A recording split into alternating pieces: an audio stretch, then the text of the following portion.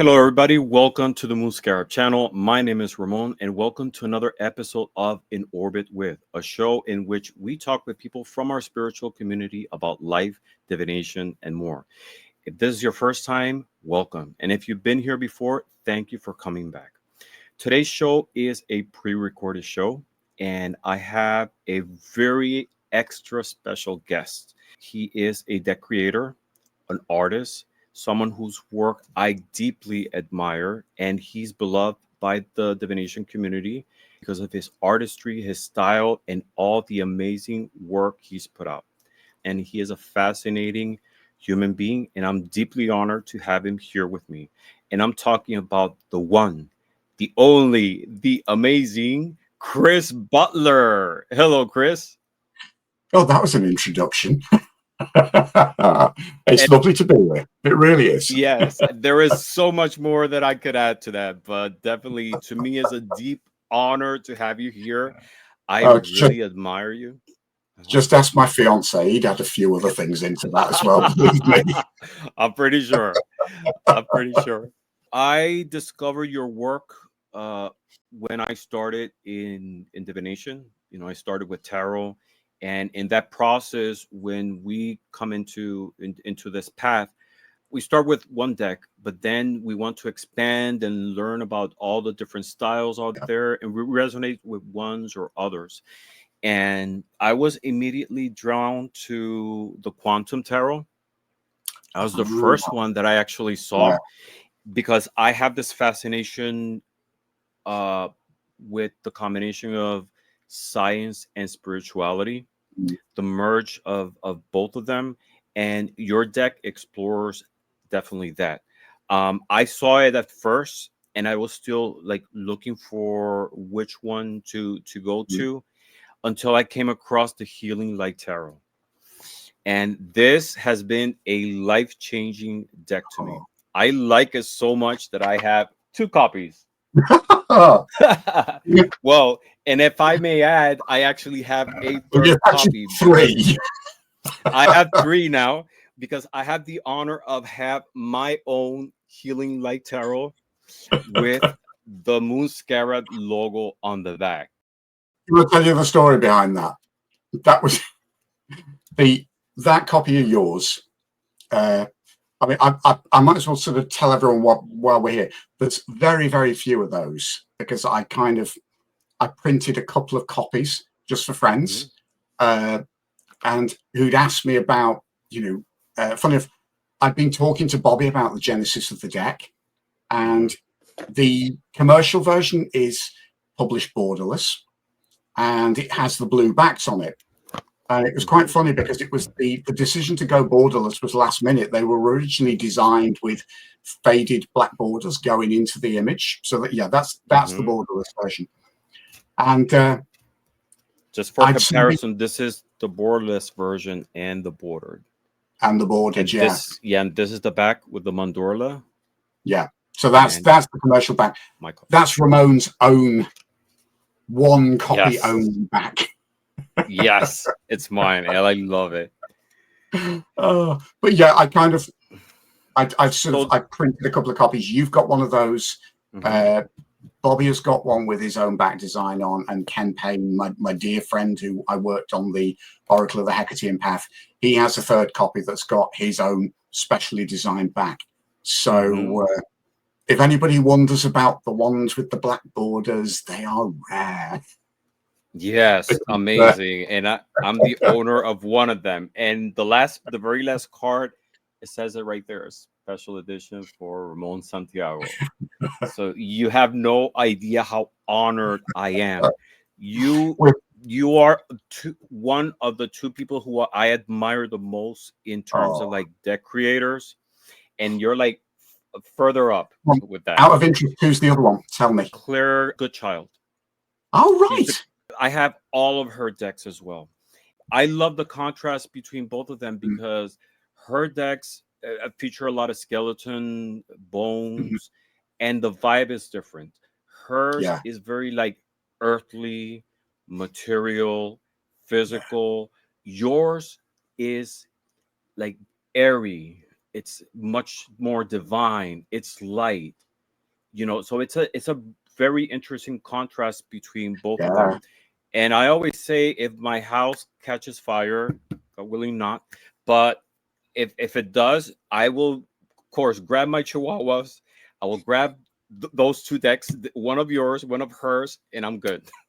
Do you know, this is so funny, because if you talk to any passionate, experienced tarot practitioner, this is exactly the same in this house, because all of my most precious decks are in one box under the bed. Mm-hmm.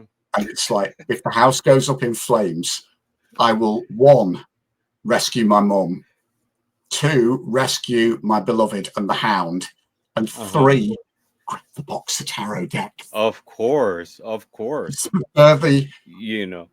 they're the most irreplaceable things, Yeah, some of them but, you can get copies, definitely, but there's ones that you create a spiritual bound with it, a spiritual connection that even if you get another copy, it's not replaceable.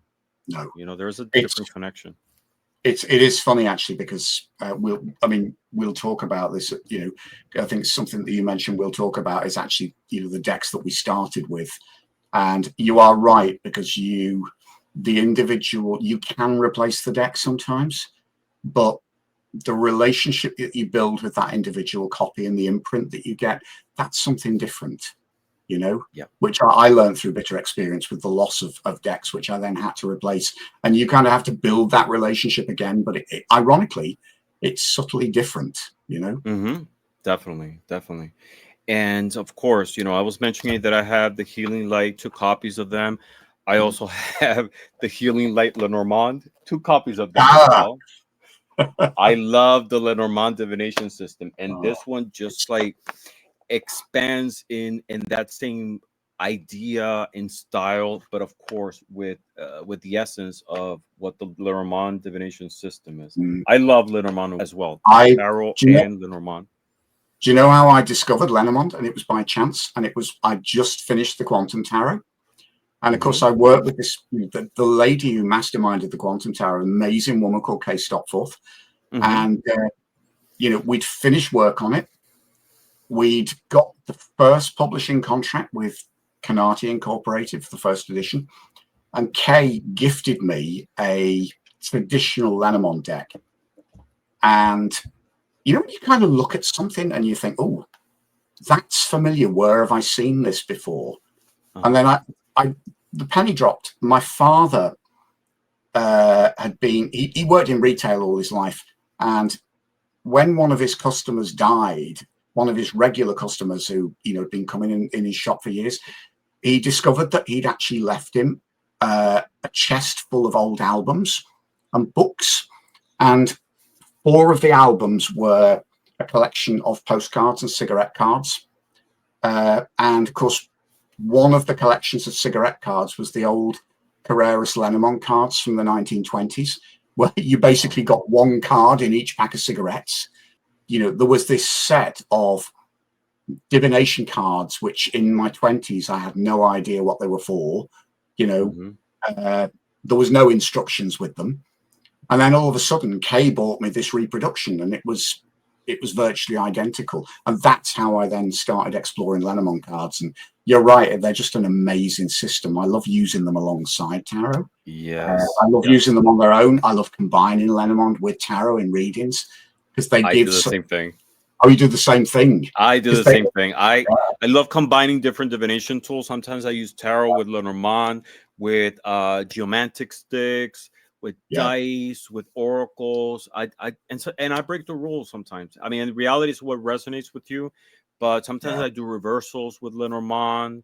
I use one card when traditionally you're Um, supposed to be use 2 or yeah. more. But I love that combination. I always say that the readings are much more richer and deeper when you combine different divination systems. Yeah, very much so. I mean, I love, if I'm doing sort of quite an elaborate tarot layout, very often I like to supplement it with a row of 7 Lenormand cards at the bottom, because Mm-hmm. I think of tarot as kind of, how can I describe it? I mean, to me, they're two very different systems. Tarot will kind of give you a very layered and nuanced view of Mm-hmm. circumstances that you're sort of, that you're questioning. Whereas Lenormand is, it's almost like, I find it's like a map, it will give you this snapshot map. Mm-hmm. And I love being able to put those two very different card reading systems together whilst asking the same question, because the answers will come from two completely different angles, but somehow meet in the middle. And for me, that's the joy of mixing different divination systems. I mean, I've got a number of different, I don't use many Oracle decks, but I've got a number of very firm favorites that, again, I like to sort of sometimes mix in with tarot. I'm not very, I'm starting to work with runes. That's something that I've started to explore. So sometimes it's lovely to draw runes with a tarot reading. Or again, one of the other gifts that Kay got me post Quantum Tarot was a pendulum. And it's, as an object, it's something I really treasure. It's very much connected to her and that project. So I mean, that's one of the other things I love. You do a tarot spread, and then, if you want any clarification, just dangle the pendulum over the cards, because that's always gonna, that always comes up with interesting results. Yes, definitely. And talking about oracles, I also have the Oracle of the Hecatian Path, which is an amazing deck as well. That, I think, is next to the Healing Light Tower. That is the one project I'm most grateful for, because I illustrated that, but I illustrated it under Ken Payne's direction. It's his concept. He's written the book, and that was probably the most fulfilling collaborative project I've ever done, and also the one that I learned the most from. So I love it when people waft that, because I think, yes, it's like Ken is extraordinary. Ken is one of those just extraordinary force of nature type of people that you only meet once in a lifetime. I don't think he quite gets that, but he is just an amazingly gifted man with an incredible amount of spiritual depth. And we're working on another one. Oh, really? Oh my God. Breaking news. We've completed 5 down, 73 to go. So all right, one card at a time. It's Hecate based. So wow. Does Bobby know? Oh, I guess when we told him, he nearly passed out. For all the best reasons, Bobby is such an admirer of yours as well. We share several shows together, and one of them we have with another member of the community. Her name is Selena. The show is Behind the Moon, and in every show, at some point, your name has to come up, and it's almost like become such a joke. Like we're just waiting for that moment when Chris Butler's name will pop up. That is completely mad. I mean, how well do you know me? Because I mean, it's like, oh my God! I think we get to know bits with every show about you. It's always from different angles, deck related, friendship, something. It's always something. Can I just warn you? The more you know, the madder it gets. Yeah. All right. No, Bobby is a treasure. Bobby is a treasure that we both share, isn't he? Oh yeah, he's amazing. I love him. He's a beautiful human being, and it's well deserved, well placed, the admiration that he has towards you, because you're amazing. Never get your cards read from Bobby unless you're ready for a slap in the face. He's just one of the best readers ever. You don't get shallow readings from Bobby. Yes. So I made some biographical notes about Chris Butler. I'm just going to go briefly over them, but then I want to maybe ask you the most difficult question that a lot of people get. Tell us about yourself. Tell us in your own words who you are, Chris Butler. Let me read these first. just Well, to go for it. give some context to Yeah. your life. So what I was able to gather, you were born in 1967 in Warrington, United Kingdom. Hmm. In between the 1970s and the 80s, you were raised in a non-religious home, but attended a conservative Christian school from the age of 5 to 16. Yeah. At age 13, you discovered tarot cards after seeing them in a James Bond film, and you Oh, became hell yeah. fascinated with the archetypes and mystery of the cards. I think I know which deck is that because a lot of people refer to it. Yes. Uh-huh. And I've seen it Still, online. yeah, still Mhm. one of my favorites. I'll tell you the story behind that later. Yes. Okay. Then at age 17, close to 1984, you received your first professional art commission from Space Voyager Yeah. magazine, illustrating Doctor Who content. Oh God. I mean, what a way to start. You know, it's like somebody Yes. offered to pay you to illustrate Hmm. your favorite sci-fi show. I mean, you know, doesn't get It's any just better than almost that. like not a job, right? Just pleasure and getting paid for it at the same time. In the 1990s, you earned a Bachelor of Divinity from Haythorpe College, University of Hecatien London. College. Yeah. Is that a thing? I thought that was like kind of a joke. A Bachelor of Divinity. Bachelor of Divinity as opposed to Bachelor of Arts. Now, I've got to tell you this story because this illustrates just how crazy it is. Because of course, I discovered no, I'm not going to get a BA or a BSc. I'm going to come away with a BD. So you think, okay, that's fine. Bachelor of So Divinity. there is myself and my closest friend from university, who I'm still in touch with 30 odd years later. We came out together at university. So picture this. I start off as a closeted happy clappy going through conversion therapy, and she was a Catholic nun, and we kind of both exploded out of the closet disgracefully and healthily through the course of the degree. Uh-huh. So anyway, we get to the end of the degree, and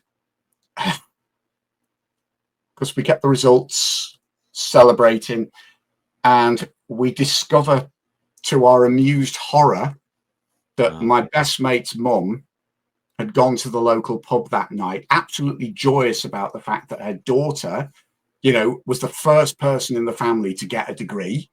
So, of course, they're all celebrating. And, of course, Sadie, bless her, got a little bit too drunk and she's going around the pub mispronouncing everything. So she's proudly telling everyone that her daughter has just got a VD. Yeah. So, Oh my God. I don't think she's ever recovered. We still joke about it. You know? The VD that you work 3 years to contract, you know. So yeah, but no, Bachelor of Divinity from Hecatien College, and it changed the course of my life because I kind of went in a very innocent little happy clappy being subjected to conversion therapy, thinking I was going for a cozy stroll through Bible college to affirm all of the brainwashing that I'd been subjected to. And of course, it was an amazing place. It was basically a reputable university college, and they subjected me to 3 years of cold, hard, dispassionate academic theology, and I got deconstructed. So at that stage, I began to break free from the sort of, you know, quite radically evangelical conditioning. And also, it was the first place I'd ever been where I was actually affirmed just for being me and being gay. You know, I mean, it was priceless. With the first day, I discovered that the head of my biblical studies department and my personal tutor were both, you know, very empowered feminist lesbians, and they basically just took me under their wing and nursemaided me through the whole process. Wow. One of my tutors fully understood where I was coming from because she'd been there herself, you know. So I was, sometimes the universe kind of just guides you to the right place, you know, and that was certainly probably the 3 most influential years of my life because they literally changed the course of my life. So yeah, but you see, tarot was another casualty of the happy clappies because of course I'd, you know, discovered these age 13, and then at age 17 going on 18 when I unfortunately flung myself wholeheartedly into the arms of Jesus for all the wrong reason. You know, one of my churches discovered that I owned 3 tarot decks, and you know, they were basically their night. I was ordered to bring them in, and they were torn up in front of me. Oh my so God. these are not the original copies. These are one of the reasons these are so treasured, is because you know, when I finally did break free from that whole world, and in the early days of eBay, I went onto eBay and determinedly replaced them like for like, edition for edition, and these are identical to the ones I had, which makes them very precious. I you know, of all the things I have, these are the decks I don't take for granted, because these are my story, you know. Which is the blue box? Which is what deck is the Waite-Smith. This is this is how they looked in the UK in the 70s and 80s. So it's basically, it's like it's the sort of lovely editions that you guys had in the 70s and 80s in the States. They're lovely velvety velvety cardstock. The color reproduction on them is amazing. And they've got but they look like this rather than the yellow box. So I'm like you. I'm kind of Mr.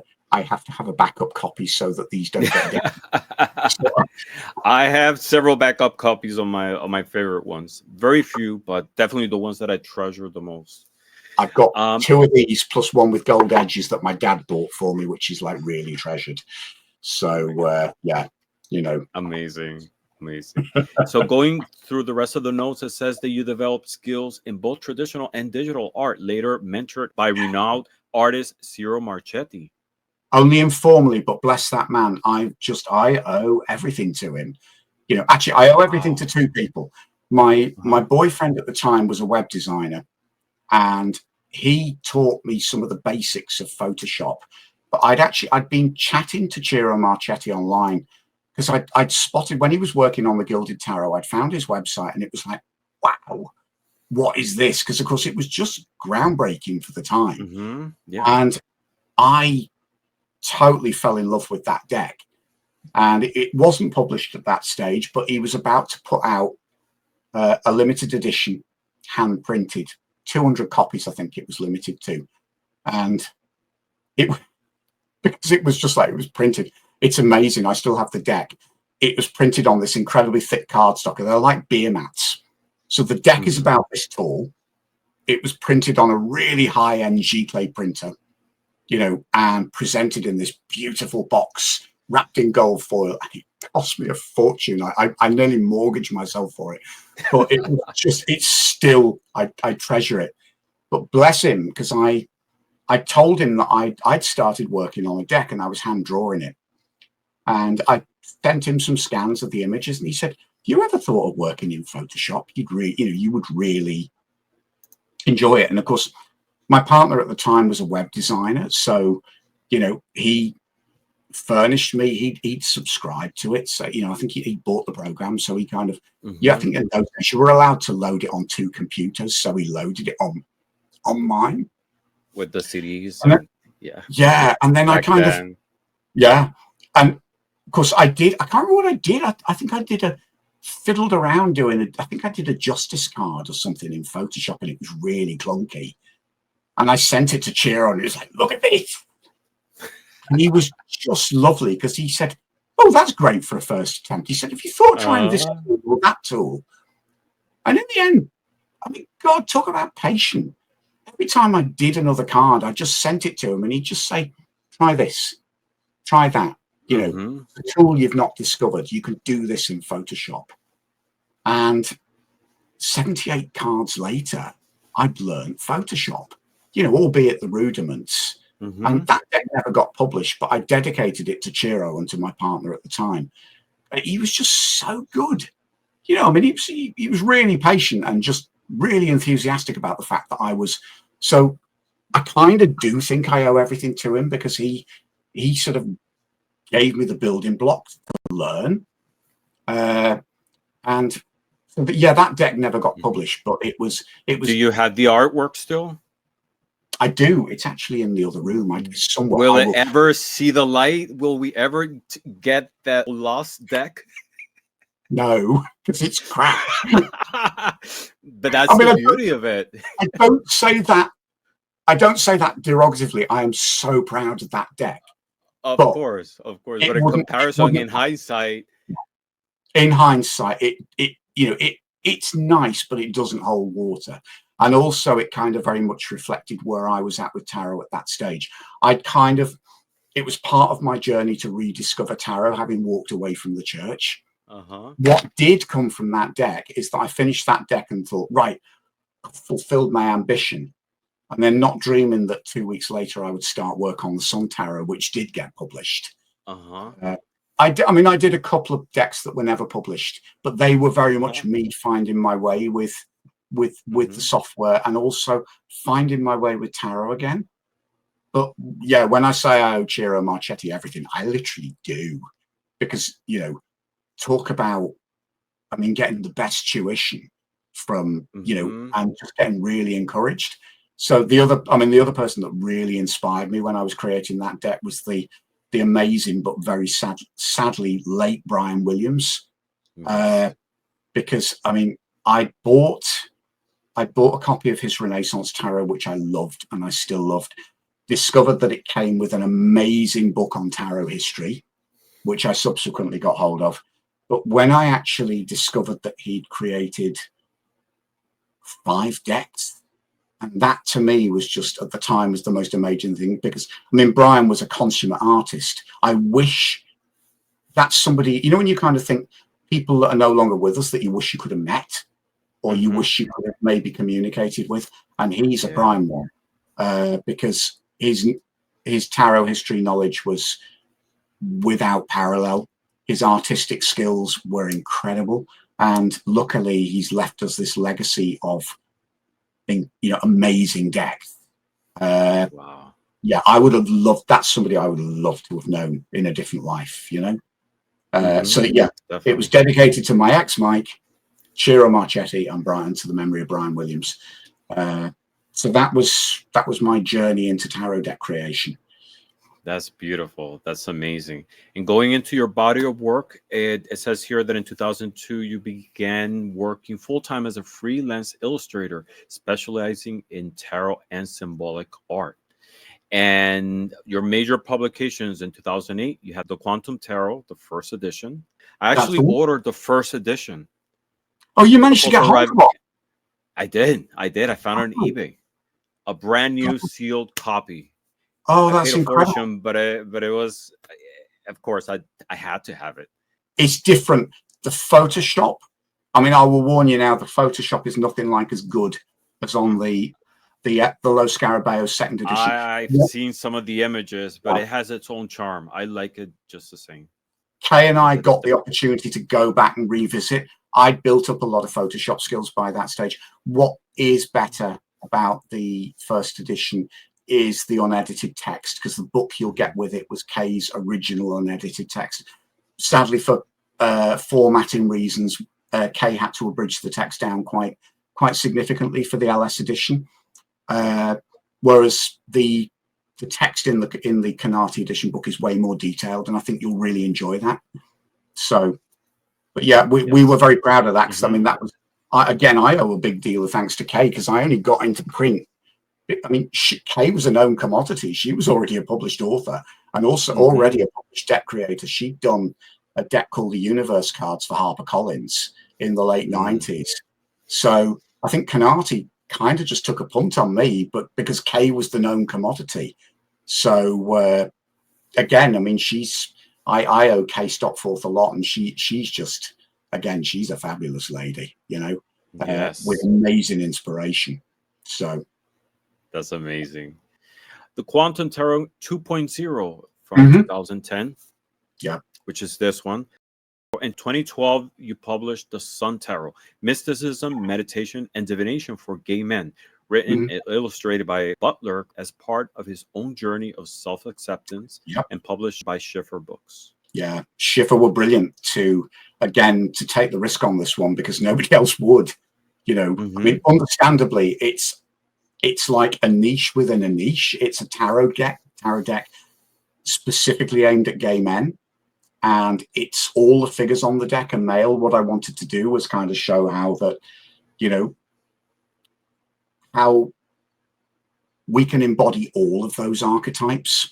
You know, it's funny because I found at the time, I mean, I don't know whether this would be the case now, because there's a whole generation of younger and much more confident queer men that have sort of come up behind me. I mean, I'm now in my late 50s. I was in my mid 30s when, you know, when mid to late 30s when I started work on the Sun Tarot. It was 2005, late 30s. I was 38. Really just coming into my own. I mean, I spent 10 months working on the first version of the Sun Tarot, and it was transformative for me, because what I didn't realize I was doing, I kind of wanted to create a deck specifically for gay men. I'd been really heavily influenced by Lee Burston's Gay Tarot, which is published by Los Scarabeo, and also the fabulous, lovely Patrick Stillman, who created a deck called the Brotherhood Tarot. It was one of the very early self-published decks and books. Patrick's amazing. He runs a gallery in San Diego now, but he's an incredible fine artist. But one of his early works was the Brotherhood Tarot, which again, it was an all-male deck. And those two guys were my inspiration. But what I didn't realize was I wasn't just looking at, you know, I wanted to sort of take each card and say, look, if you put a gay man in this card, what would it look like? And use that as a, you know, as a way of exploring our experience as gay men. Of course, what I didn't think about what I was doing, I was just putting myself at the center of each of those cards. And it was kind of the final piece in the puzzle for me, because having broken away from the church, having sort of accepted myself and accepted my sexuality, what I realized I was doing over those 10 months is I was dealing with the residue of my self-acceptance issues. You know, I started that process as a sort of hesitant gay man, you know, with still a lot of internal doubts. I finished that process as a very proud gay man. For the first time in my life, I took pride in me and took pride in the gay men around me, and was beginning to see, you know, the gay community as something to be celebrated, something to be valued, and also recognizing that, you know, gay men have unique gifts. You know, we've got something unique that we bring into society as a whole. So that's what the Sun Tarot was about for me, but also exploring the spiritual side of us, because I think one of the things that really started to fascinate me was, you know, I'd started to, you know, really explore the place that queer people had had in other spiritual traditions. And then all of a sudden you start to realize that, you know, if I'd have been born into a different age or into a different tradition, you know, somebody like me would have been the seer of the tribe. You know, we would have been the seers of the tribe. Yeah. We would, you know, we would have been viewed as spiritual elders. You know, we would have been viewed as somewhere on wise men, that mystic in between, you know. Yep. And that's what really fascinated me and what I wanted to explore in the Sun Tarot. How successful was I? I don't know, but it worked for me. And thankfully, every now and again, I'll get an email from, you know, or a message on social media saying that it's worked for someone else and it's touched them. So if it's done that for a couple of people, God, it's done its job.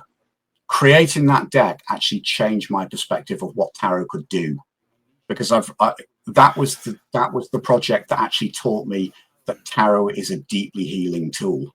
I'd gone through a breakdown in 2002, which I'd lost a highly paid job because of. I was really putting myself back together. You know, I actually realized now that creating that deck was the continuation of my therapy process. Working with the tarot through that period of my life was the continuation of the therapy process for me. I was able to take the basic tools that the therapist had given me and actually go with them through working with this, and then latterly through creating decks as well.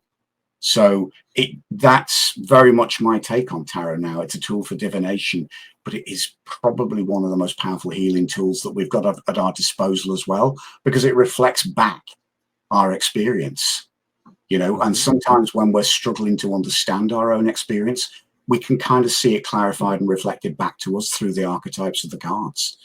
So for that reason, the Sun Tarot is an incredibly precious project to me. It's one that, it was kind of my lifesaver project, if I'm honest, you know. That's so amazing. That's amazing. And that story really adds much more depth and interest to the cards. And I'm going to link it below so people can find it as well. Then in 2013, you had the Lenormand Cartomancy, which is another deck.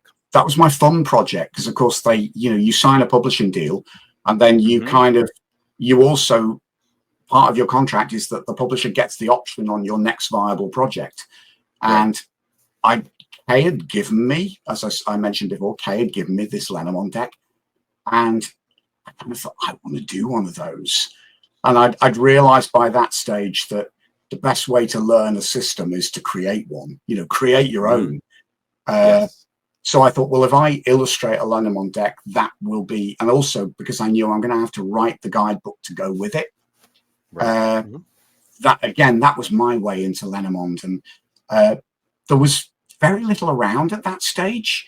But what's interesting, I subsequently discovered that there was very little around, but several other people were doing the same as me. They were learning with what was there and either, you know, putting books out or putting decks out. So it was kind of, it was an interesting period because I think there was this surge of interest in Lenormand. And then you had people like me that were thinking, right, I want to illustrate one of those. And there was around that time of that period of a couple of years, a lot more stuff came onto the market commercially. Whereas now, I mean, if you want to learn Lenormand, I mean, there's some amazing stuff out there. Not least, I mean, you know, people like Rana George, you know, she put an amazing book out, as did Kathleen Matthews. I mean, at the time, I can remember Lee Burston, because he was getting into Lenormand, and he said to me, he said, this may sound stupid, he said, but go on Amazon and order Titania's fortune cards. And of course, what I didn't realize was it was a Lenormand deck. And which I have that deck as well. I love that deck. It's great. I love it. It's fantastic. The colors and the simplicity of it. It's amazing. It's such a beautiful deck. I didn't realize at the time. I have 2 copies of that one. I've only got one, you know. Really? So yeah, you've beaten me to it. But it's, as far as I knew at the time, and Lee, as far as Lee knew, it was the first actual text in English, because there was a lot of stuff out there. There was also, oh God, Secrets of the Lenormand Oracle. And I can't remember the author's name. Again, I'll dig it out and I'll send it to you so that you can post it on here. Amazing book, actually one of the best I've come across. But again, it was self-published through Amazon. And that was another recommendation that Lee had given me. Mary Greer was starting to write a lot about Lenormand on her blog. So she was another of my big influences when I was doing that. The cards are pretty psychedelic. I kind of went all out color. And people either love or hate that deck, because some people have said to me, I can't read this, it's too busy, you know? So when I came to do the Healing Light Lenormand, I kind of took that on board. And even though the images are kind of quite dark and modern in my style, they're sort of, you know, they're more clear and direct. But I've got a great fondness for Lenormand Cartomancy because it was just a lovely, I loved creating that project. It was kind of, it was a carefree project. You know, I promised Schiffer that I would give them a Lenormand deck and, you know, a text to go with it. And it was, yeah, I've just got very happy memories of creating those images. So yeah, that was a fun one. And they did a lovely job. You know, Schiffer, I got a lot to thank for, because they took a punt on me as a relative unknown and just shoved me out there. You know, before I knew it, after, you know, within 2 years of working with Schiffer, you know, I was multiply published illustration wise, but also, you know, they'd given me the credibility as an author, which really helped. So yeah, so Lenormand Cartomancy is still out there, but a lot of people kind of, you know, most people know about the Healing Light Lenormand, but not about that one. So yes, it's totally 2 different styles. It still has the, you know, the touch of your artwork, the style, but the spirit of both of them is totally different.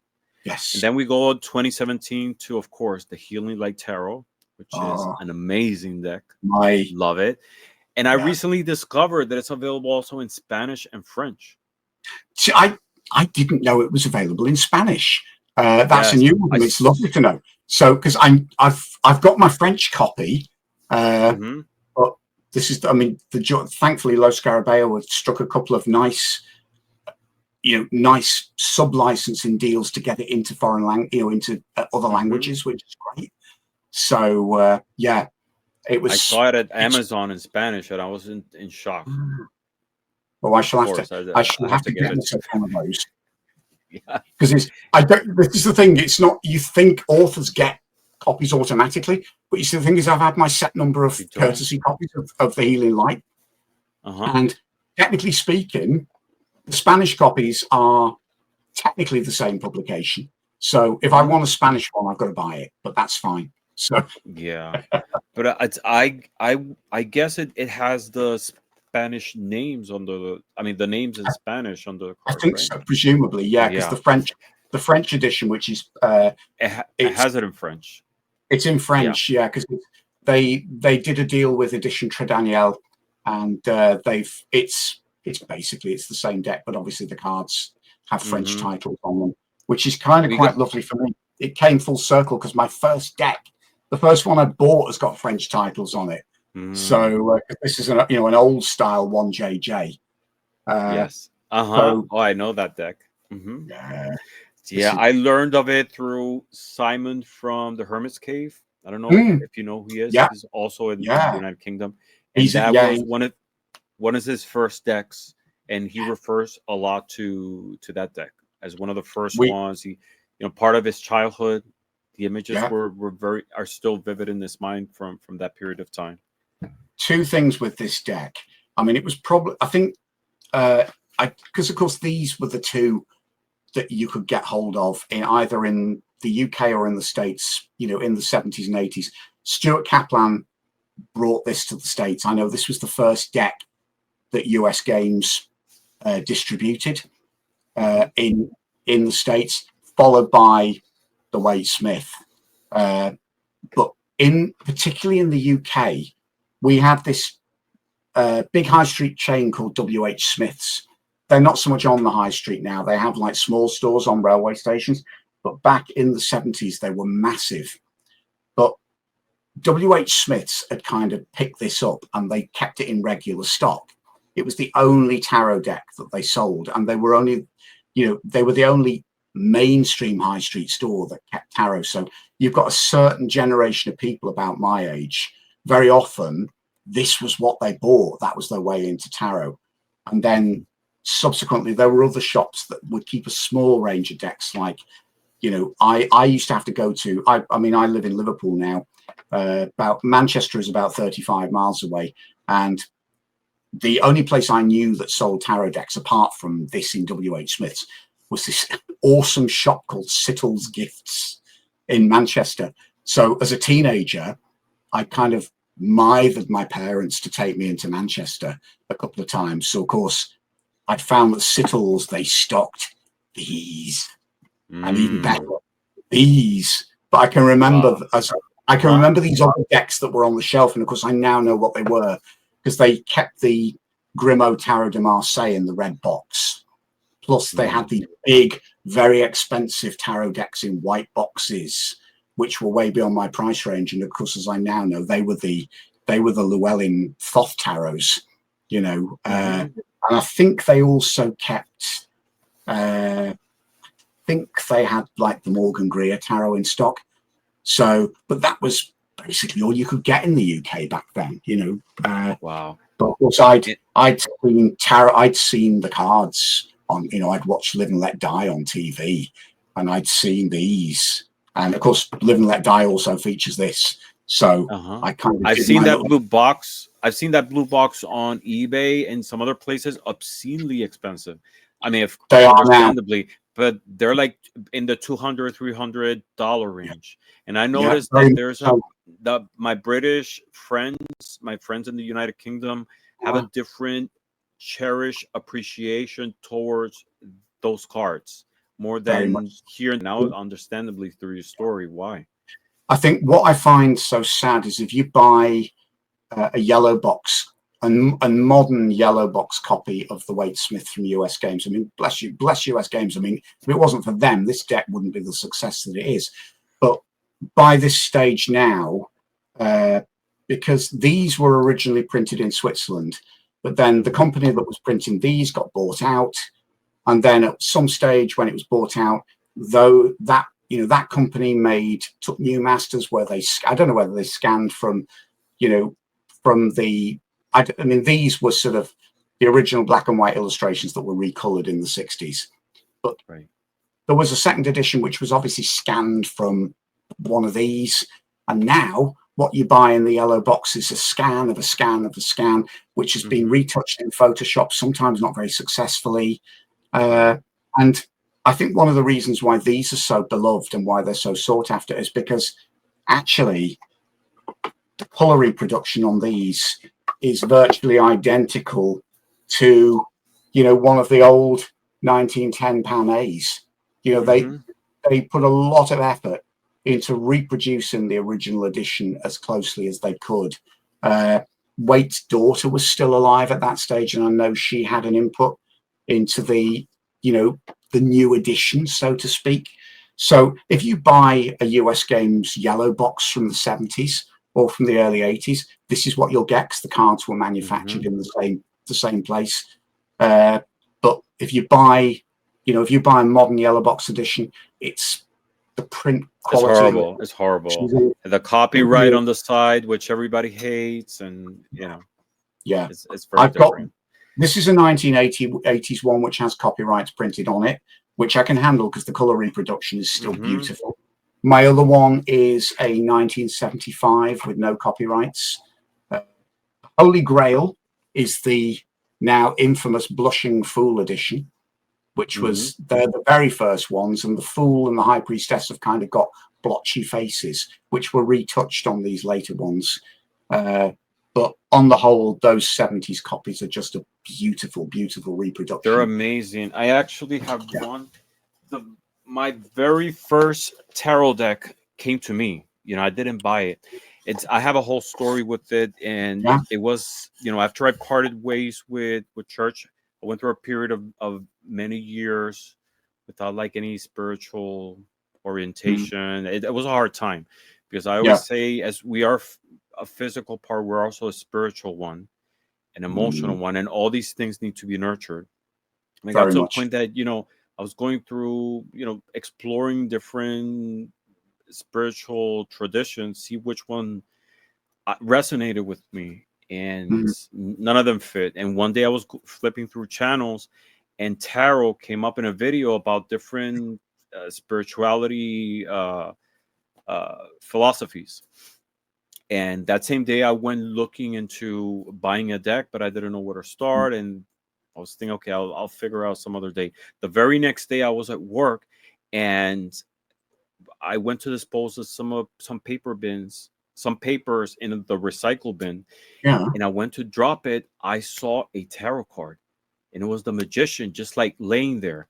And I knew already that, yes. And I knew tarot had 78 cards. And I pulled a card because I was intrigued. Then the Magician was right behind it. And then the High Priestess and the Empress.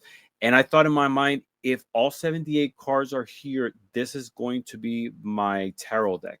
And all 78 cards were there with the box and everything in perfect condition. Tarot came to me. You don't know who's thrown them away? No, like nobody knows where that deck came from, how it got there, and it was just there. The very next day, all the cards, and it's this one card. It's there you go. Yeah, it's from from the 70s. It doesn't have any copyright. It says Rider 78 on the bottom. Made it. What you've got in your hand is made in Switzerland. Yeah, because what you've got in your hand is basically the same deck as this. It's just in a different box. So it's the same beautiful, beautiful it's print amazing. quality. It feels so good. Uh, Yeah, I don't know. It's just the quality of the artwork is so different from, like amazing, you isn't it? mentioned, the scans of Yeah. the scans of the scans, the Mm, sheer texture of it. I mean, this is, and I used this one deck for years, and this is the one that I started with, learning with, and this is it's a treasure to me because this is this how is I still, this is that's how still my favorite deck.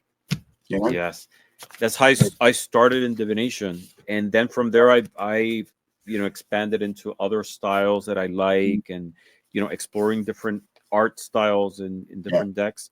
I still keep this one as one of my treasure decks. It's sacred to me, so I don't use it as much anymore. But yeah, I can totally understand what you mentioned about the quality of the artwork in there in is. older decks. I don't care what anyone says. There is nothing to parallel this deck. You know, the further I go with tarot, the more I appreciate Waite and Pamela Coleman Smith. The depth of symbolism, the richness of Hmm. symbolism and detail in this deck is just unparalleled. This is kind of what all of us as deck creators are trying to aspire to. Whether you like the artwork or not, we're all trying to create a deck that is as nuanced and as rich as this, and none of us ever succeed. Hmm. You know, Yeah. uh, Hmm. I.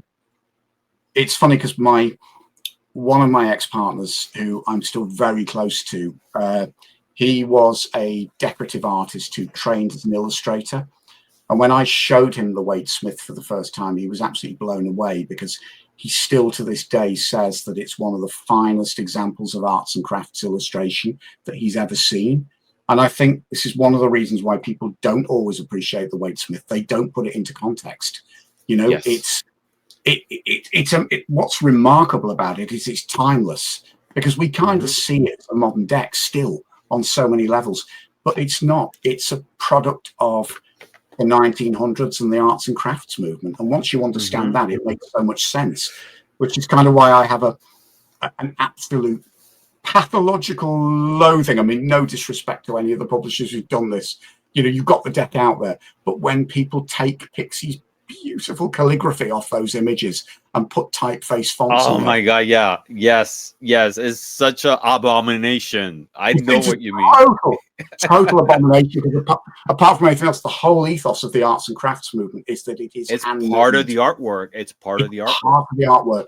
You know, Uh-huh. it's one of the things that was most important to arts and crafts illustrators is not just beautiful flowing pen lines, but beautiful calligraphy to go with it. Hmm. So you take her, her lettering off the bottom. You've absolutely. I was going to swear then. I won't. I, I will just say that please feel free. you've absolutely buggered up her artwork if you do that. You know, Yeah, because it's a adulteration of it's a the stroke. integrity of the image. If I as a tarot artist can teach anyone anything, I will go to my grave happy if you actually pay attention to this one phrase. Please do not bugger up Pixie. You know, That's your legacy. We'll make sure that's to my spread the yeah. word. The calligraphy matters. You know. Hmm. But I totally understand what you're saying in terms of like people not appreciating the context. It's like some people going to a museum, right? And they see a Yeah. vase with a flower and they say, okay, this is boring. But they don't understand that these styles, these topics at the time, especially the styles, were Mm, groundbreaking. yeah. For us, it's just like common because it's been reproduced so many We, times. Monet's yeah. artwork or Van Gogh, and it becomes sort of Mm, like cliche and tacky. But at the time, it really had a very strong importance and groundbreaking, and it was controversial.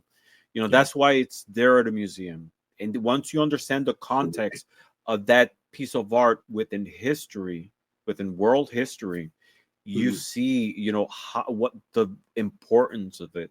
And that's the yeah. same thing with the Rider-Waite-Smith deck as well, She. especially They her were. style. They were groundbreaking because prior to Hmm. this, when you look at the examples of 19th and early 20th century tarots. It's quite funny because, I mean, you know, if you read some of the stuff that members of the Golden Dawn have written, because of course the frustration for them is they created their own amazing tarot system, and part of their initiation was you had to draw your own deck and color it in, you know, to their specs. But one of their bugbear, I mean, the reality is half the time they couldn't be asked. You know, it's now when you kind of see the personal collections of like all of the big Golden Dawn luminaries, they've all got these awful 19th century Italian tarot decks that they hated, but they couldn't be asked drawing their own deck. But when you look at those decks, they were printed by lithography.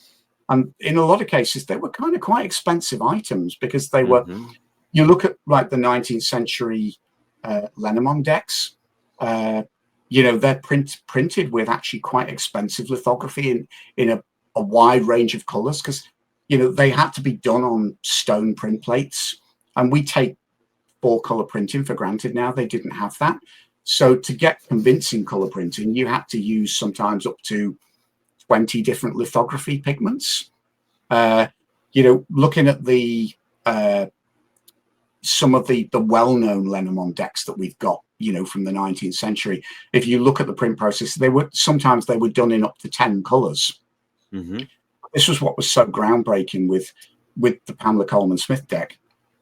People criticize the colors and say, oh, you know, but it was really clever the way she illustrated it because, you know, they were able to go to a relatively cheap lithographer because, I mean, that was one of the things. The other thing I've heard people criticize is, oh, you know, the lines on Pixie's artwork, they're really thick. Actually, there are a couple of reproductions. I think of the Magician and the Sun card, large reproductions that were done in an esoteric magazine of the day. And when you see those reproductions full size, you realize that actually she was working with calligraphy pens and they're very graceful. And there's a lot of detail that actually gets lost on here. But the key to that is the fact that when you change the scale, when you change the scale. But the fact that she was working in such thick lines meant that they could be reduced down in this way. But also, when you look at these colors, if you want to see these colors elsewhere in sort of the cheap print processes of the day, you look at any map from the turn of the century, you know, any anything any kind of cartographic printing. These are map colors: pale blue, bright red, yellow, gray, black. And it's the same print process that they used for map printing. Presumably the printers that did this would have also been used to printing maps. And the colors change. I mean, you know, anyone who knows anything about the print history of the early editions, by the time you get to the second and third edition, the colors, I mean, people criticize the original Rider-Waite because it's very green, but actually they just changed printers. So their pigments were a slightly different color. But different hue. This is a masterpiece of its time, you know, to be able to take that cheap print process and yet, you know, create something that was going to be printed quite cheaply, but at the same time still looks this amazing. And also, I mean, it was quite funny because when Pamela Coleman Smith talks to a gallery manager in the States about the fact that the cards were being printed, you know, she talks about them being, you know, she talks about that they're going to be colored by the lithographer, and then she puts in brackets, probably very badly. But, you know, she knew she was working within a set of, you know, a very limited print process. But to her credit, she's given directions to the lithographer, and, you know, she's worked within that limitation, and they were able to create something of real graceful elegance. You know, it's a wonderful piece of work. But yeah, if you've got the money, go on eBay and either get a blue box or a 70s yellow box, and you won't be disappointed. You know. Yes, I'm actually intrigued to explore it. If we get it, gone off on a tangent and down the garden path, I think we did, didn't we? Right? Yeah, a little bit, but it's all worth it because it's all about your views on, you know, artwork and divination card. So it all leads to the same direction. Yeah. So after that, we have the Healing Light Lenormand. Yeah. It's a companion of 38 cards. with the same visual and symbolic continuity as the Healing Light Tarot. Yeah, Amazing. to a certain extent, it's looser. You know, I kind of wanted to create a companion Lenormand deck in the same visual style, the same kind of half light time between time style. And again, it was my fun project. It was my next contractual deck. And luckily, Low Scarabeo were really pleased with it. And again, I had so much fun doing that deck. It was just it was a kind of no pressure project, which I'm really happy with. It's a beautiful deck, and it's what I like. It keeps the same style as the Healing Light, and at the same time is a companion to it. Yeah. And both decks have the mandorla on the back. Yes, on the back. Can you explain us why you decided to go for the symbol? I wear it every day. This is something I keep around my neck. Ken Payne bought me this as the thank you present for illustrating the Oracle of the Hecatian Path. It's just one of my most precious possessions. I got introduced to this symbol in 2015. I was working, funny enough, I reconnected with a university friend. She was on my theology degree, a lady called Petronella Phillips Devaney. And by the time we reconnected, she was working as a Jungian therapist. And we'd been at college together. And of course, neither of us, I'd come away from tarot because of my involvement in the evangelical church. Penny was not working with the tarot at the time. So we'd been at college together, not realizing that both of us had this big tarot connection. Fast forward to 2014, Penny and I reconnected, I think through LinkedIn. And we got talking. And of course, she'd spotted my website and the fact that I'd done tarot decks. And she said, oh God, we've got to talk. You know, I've actually been working with tarot since 1971, and it's kind of an important part of my practice. So what we ended up doing was presenting a one-day workshop together, which was, it was just a really special experience. But Penny introduced me to the symbol of the mandorla, which I hadn't actually come across before. And it's a number of things. It features in the tarot on the world card. You know, the oval wreath is actually a mandorla. And it's inspired, obviously, when you see a lot of sacred art from the early Christian tradition. Yes. You will see the same oval. But the two circles overlapping are a symbol of the union of opposites. The space where they overlap is a healing space. It's a space of reconciliation.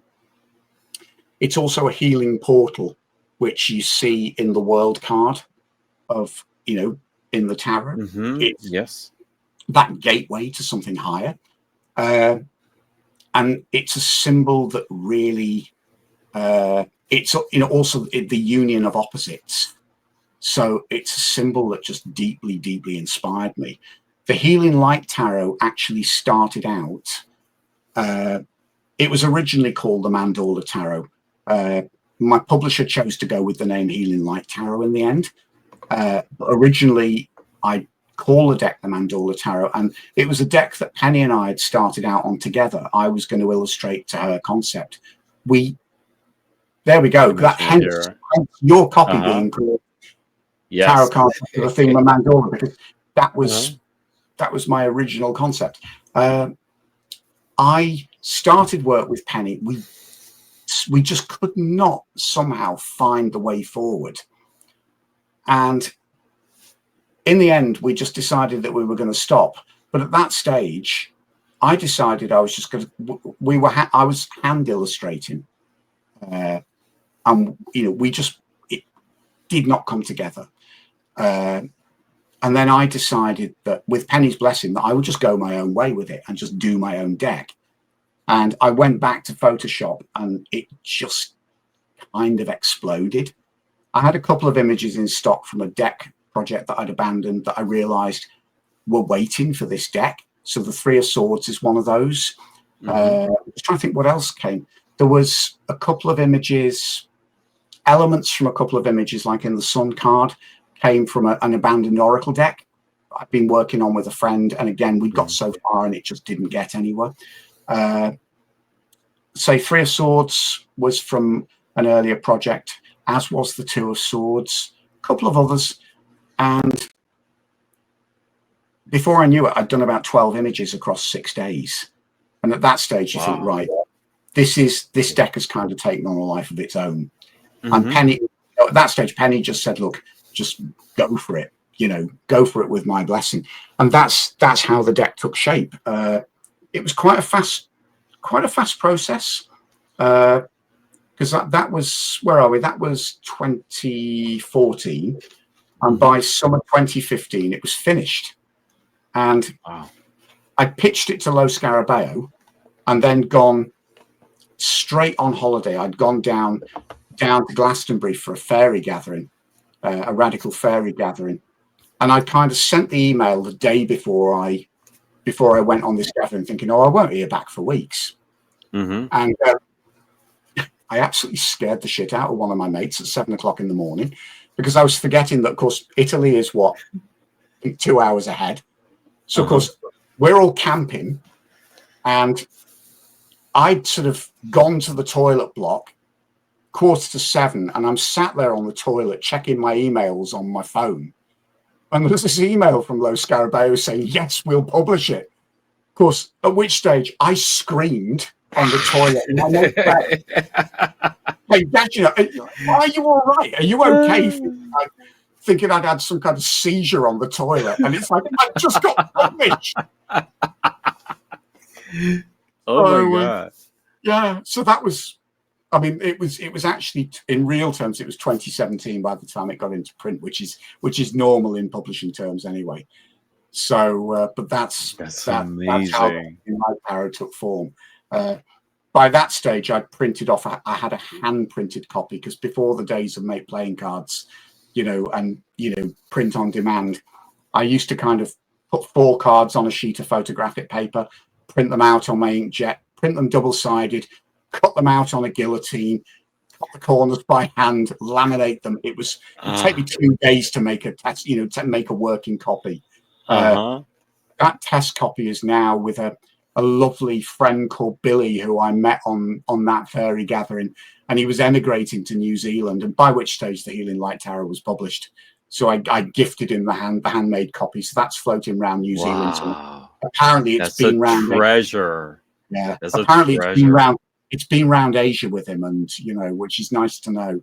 So I'm officially jealous. You've kind of got the equivalent, love, because those single copies like you've got, they're one-offs. I altered each one, and I do keep them for sort of, I know when to gift them, and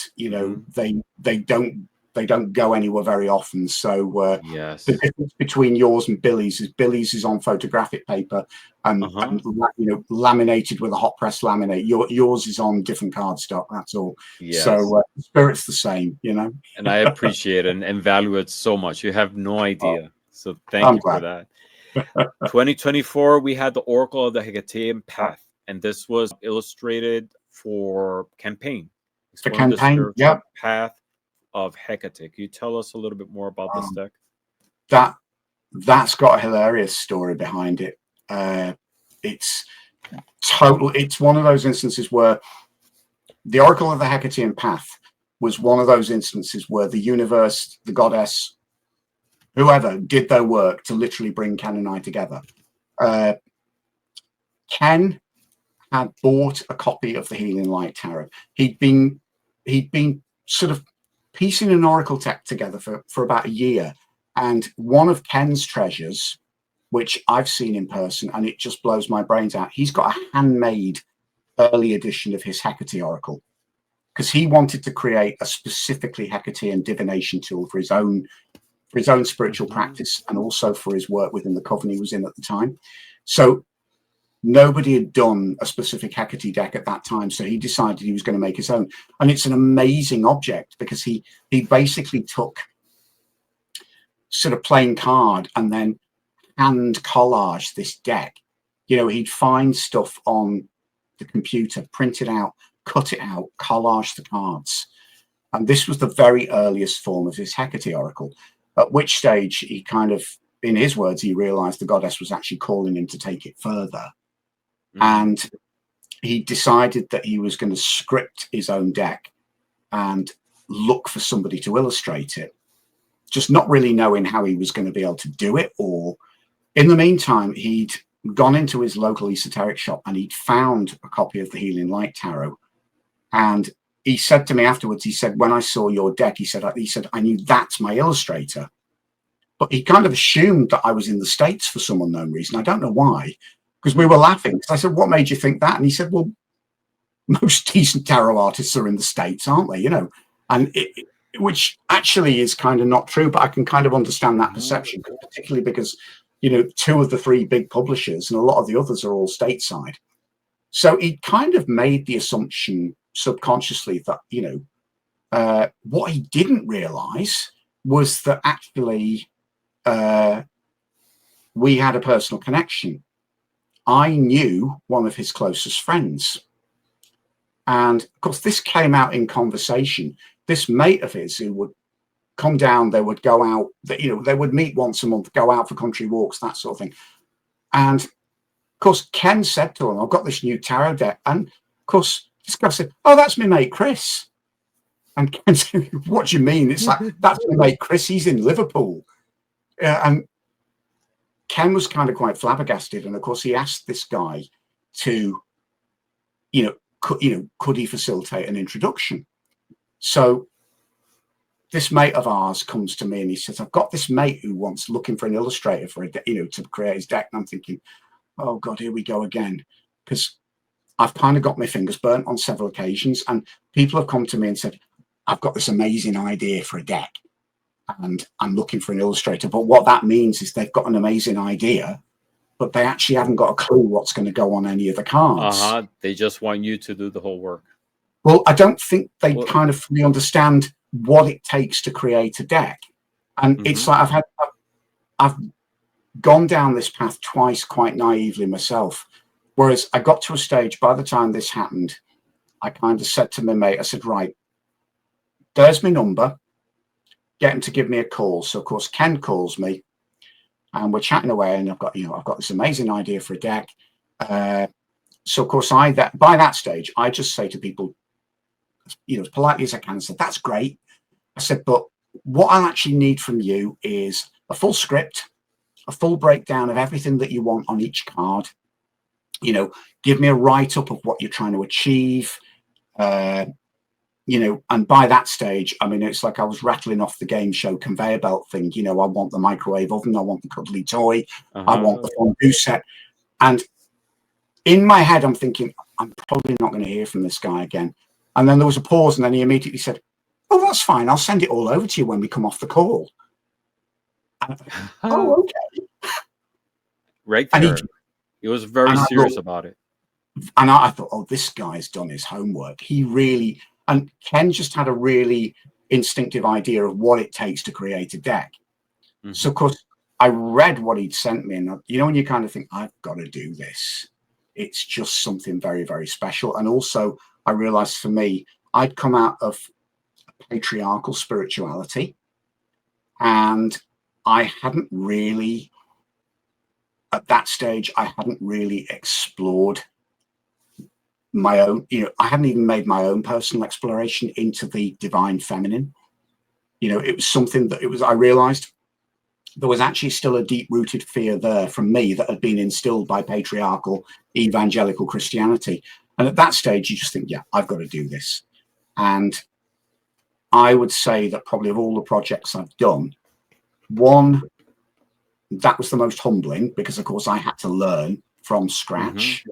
Not just about Hecate, but I was coming face to face with the divine feminine and overcoming a lot of my own fears.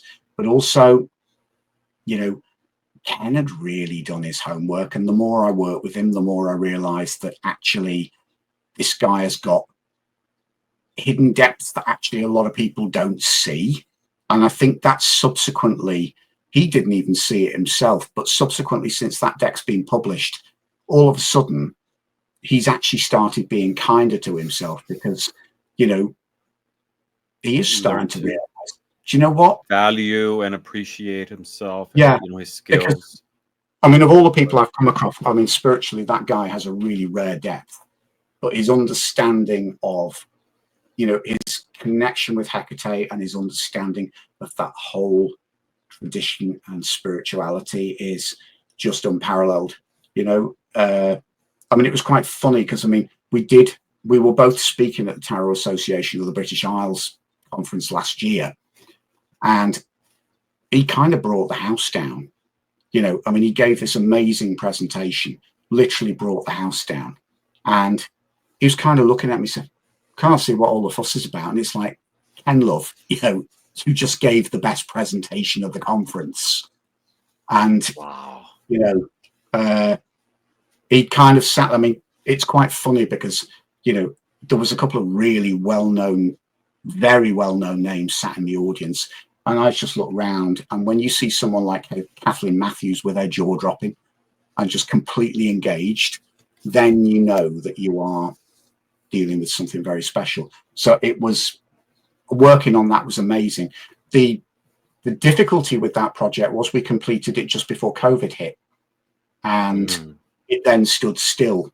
But we had a couple of false starts. We approached a couple of publishers that, one I didn't find easy to deal with. Another one kind of really didn't get the project, and they wanted us to make a lot of alterations, which that was never going to be the case. And we'd pitched it to Lo Scarabeo early on, to the editor I'd been working with. I don't think he kind of got it, but then by the time the pandemic was over, he'd actually, to my regret, because I'd worked really well with him, he'd got another job and moved on. We were then given a new editor, and I kind of thought, oh, well, let's nothing gain, let's repitch it. And of course, she was really enthusiastic about it, and then the rest is history. They took it on, and it's found its home. But yeah, that was kind of a bit of divine ordination as far as I'm concerned, because the chances of Ken and I meeting were very slim. But the fact that we then discovered we had this personal connection, we then also subsequently discovered we'd grown up in the same town, and we'd had some of the same teachers at school, even though there is a, where are we? How old is Ken? I think there's a 16-year gap between Ken and I. But we had so much more in common than we realized. And you kind of look and you think, yeah, we were waiting to meet, you know? So it was meant to happen. It was meant to happen. And I'm very, very proud of what we achieved with that. Oh my God, the imagery is powerful. Just when you start with the first card, the primordial origin card, it's just amazing. The color, the depth, the symbolism. It's very charged spiritually. Like, you feel it right away. The second card too, Mother of All. It's just, look at how exquisite that card is. It's funny because all of those cards, I can remember the creative process for them. And it just kind of etched itself on my memory in a way that not every deck has done, you know. I've got overall memories of creating the Healing Light Tarot. You know, I've got happy memories of creating the Sun Tarot and then revising the images. But it's weird with the Oracle of the Hecatian Path. Every single image, I can kind of remember what Ken and I were doing, what we were discussing when we were creating that image. Strange. So it's yeah. You just inspired me. I've been like fantasizing while talking with you right now. Who knows, in the future we could partner to create a Santa Muerte Oracle deck. Yes. That'll be like the ultimate thing. It just done by you will be like the ultimate dream. We are doing that, baby. You know? Yes, we are. We are doing that. I will send you some ideas, and we'll see where the universe takes us. But it'll be like, I know Bobby, when he hears this, it's gonna be like an emotional orgasm for him. So, that whole tradition is, again, that's something that is alien to me, but fascinating, because in your culture, you have so much more of a positive take on death. There is so much fear and phobia around death and the way death is handled in Europe. Death is kind of packaged conveniently and sanitized, and it's not something that is respected and venerated in the way that it is in your culture. Yeah, And that, it's different. And it has a lot to do with Christianity, you know, because death mm, in Christianity is the opposite of what maybe Christ represents, which is life. Death is the finality, is what you don't want.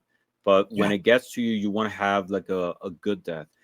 yeah, Whereas especially in Mexico, Central America, mm, in parts of the Latin culture, it's part of life, you yeah, know. And you go to Mexico and you see like depictions of skulls, skeletons everywhere, and it's celebrated, and it's just a beautiful motif because they understand that it's part of life. You know, there's a yeah, humor, there's an elegance to it, but there's an understanding that it's a mm, path. If we see life as a circle, it goes back into life, death is all cyclical. and very and much. it's understandable that it's something to expect, revere, and love, you know. Yeah. And it's funny Nothing because gruesome about it. Mhm. I had to, I mean, having lost close family members and most recently my father in 2023, uh, I've had to sort of break through a lot of the taboos around death that are ingrained in my culture. But for me now, it's just a completely natural and integral part of life. It's as important, you know, how I die for me is as important as how I live, if that makes any Definitely. sense. Hmm. Uh, but also because I don't see it as the end. Uh, it's something that to me, I see death as a rite of passage. It's Yeah, not an it's a path towards something else. Yeah, yeah. definitely. Hmm. Being on this side of it, losing my father 2 years ago, the most difficult thing about it is being on one side of that barrier when you know that that loved one is on the other. Hmm. But at the same time, I've gradually learned not to fear it. But as I've got older myself, and particularly as I'm approaching 60, uh, it's also teaching me to value every minute of life, uh, in a way that I didn't when I was younger. Yeah. I kind of I was very close to my grandfather, and I understand him so much better now because he used to joke, because he said to me, he said, "You will grow old one day." And he said, "You'll realize that actually you don't feel any older inside. The only difference is that bits of this stop working or don't work properly or start Hmm. doing strange and erratic things." And actually now at 58, I'm beginning to understand what granddad meant. But Yes. also Yes. it's Hmm.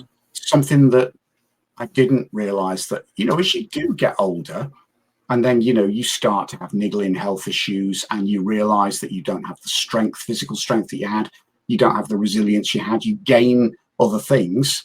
But Hmm. my hold on life as I'm living it now feels slightly more tenuous than it did in my 20s. And I'm realizing that as you grow older, you are kind of stepping into that time between time zone where you kind of value life more because Yes. you know from personal experience it's more tenuous. Hmm. 2019 I kind of still call my year from hell because my closest female friend almost died. My closest male friend almost died. Thankfully they both survived. One of my other close male friends did die from cancer. He was only 53, but he actually taught me a lot about life and death because he was just an incredible man. But then on top of that, my oldest gay friend, as I realise now, uh, began going downhill with dementia. And then on top of that, my dad's sister's husband in Australia ended up with having to have an operation for a brain tumour. Had two friends with Lyme's disease, uh, several other friends with various different illnesses. And it got to the stage in 2019 where I was beginning to think, what the fuck is going to happen next? You know, Hmm. that was a turning point again because I realised I can't take this for granted. Nobody can take life for granted. But the older you get, and I kind of realised that the older I get, then probably that's probably the veil is beginning to thin, you know. And I can understand my granddad now. He had no fear of death, and I realised that in his own way, the veil had kind of thinned gradually to the point where when he took ill at 88, he had absolutely no fear whatsoever. Yeah. You know, because he said to me, he said, "Oh, son," he said, I'm not afraid of dying. He said, what is there to be afraid of? You know, he said, I bother about, you know, the welfare of who I'm leaving behind, but I'm not afraid of death in any way. And I kind of, I want to be like Granddad, you know? So, yeah, it's... I think it's time helps you come to terms with it and appreciate it. And I can definitely understand that in the sense that, you know, over time, I've learned to appreciate how lucky I am to have made it this far. You know, I had friends who passed away when I was 20. We were also in the same age for different reasons, you know, car accidents, violent deaths, AIDS, health issues. And, you know, it's now that I'm at this stage, I appreciate, I notice the changes in my body and everything that comes with age. But at the same time, I feel so blessed and lucky that I made it this far, you know. And as time passes, just as our perception of time changes, so does our perception of life and death. And over time, you come with terms with it. I think some of the common fears might be, you know, what am I leaving behind? What part did I play for the betterment of others, you know, of the world? But in general, you know, little by little, you come to terms with it, and you lose fear to the inevitable, because there's no escape. You know, that's I don't know about you. I don't know about you, but one of the most important things for me is I don't want to get towards the end of my life and have regrets. You know, I want to, if I go out, I want to feel as if I've done good and I've made a difference, because that to me is a life well lived. You know, if you've made a difference even to one person, or if you've, you know, if you can leave stuff behind that will help people and make a difference, you know, you think, yeah, I've not squandered this then. That's kind of, that's got more important to me as I've got older, I think. But no, undeniably, you have made a difference, you know, through your artwork, your skill. Just imagine, like, these works of art have influenced life decisions itself. Fingers crossed. That's why people who might have like switched between jobs or going out of a negative relationship, you know, reaffirming their insecurities into something positive. Your artwork has definitely had an impact on the paths that people have taken. So that's definitely what I would hope, because that's I know when I kind of came back into tarot and started illustrating, that's what I kind of got to. I thought, this is what I can do, you know. And if that deck as a tool does help people clarify their own life, or help them to understand it to the better, or make the decisions that they made, then it's done its job.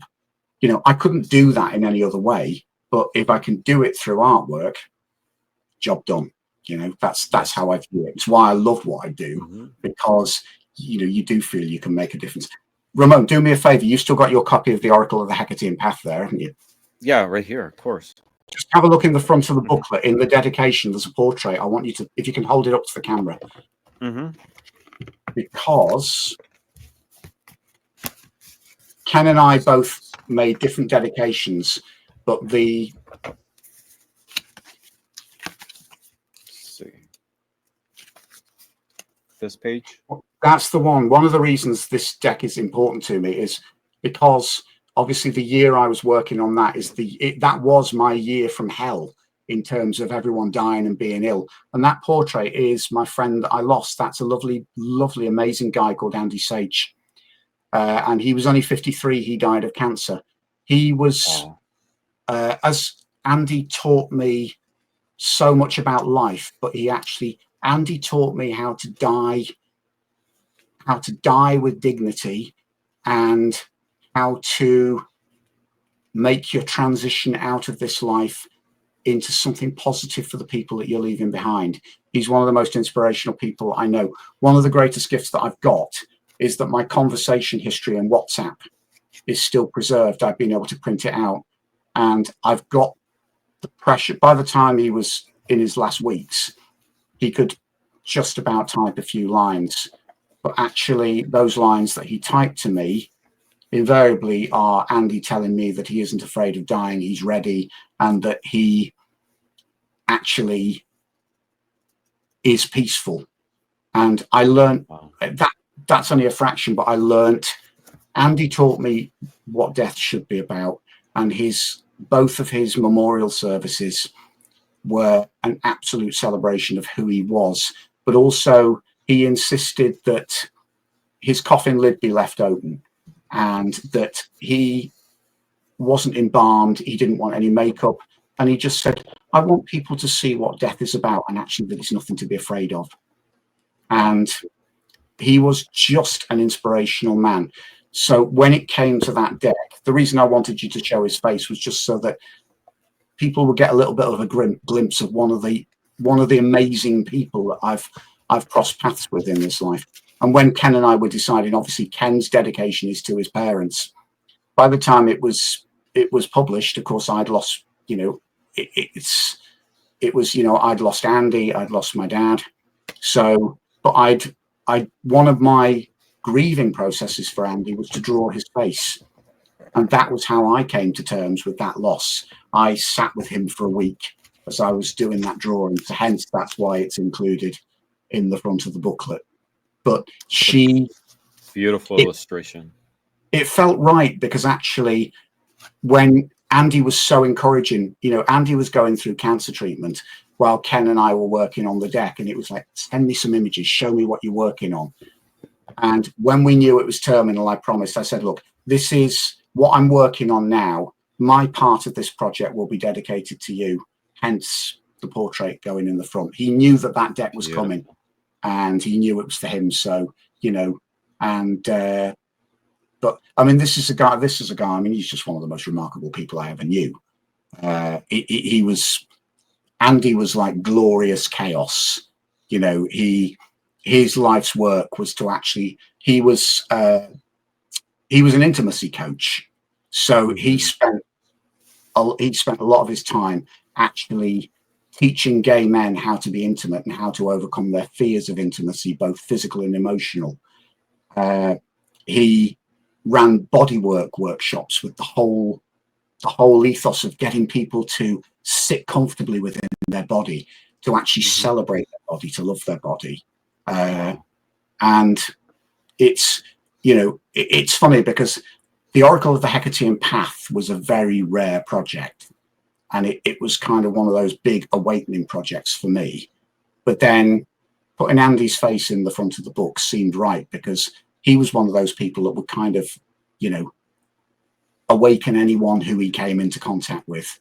And it was interesting at his funeral because there was, you know, 60, 70 people at his funeral and they were all telling the same story, you know.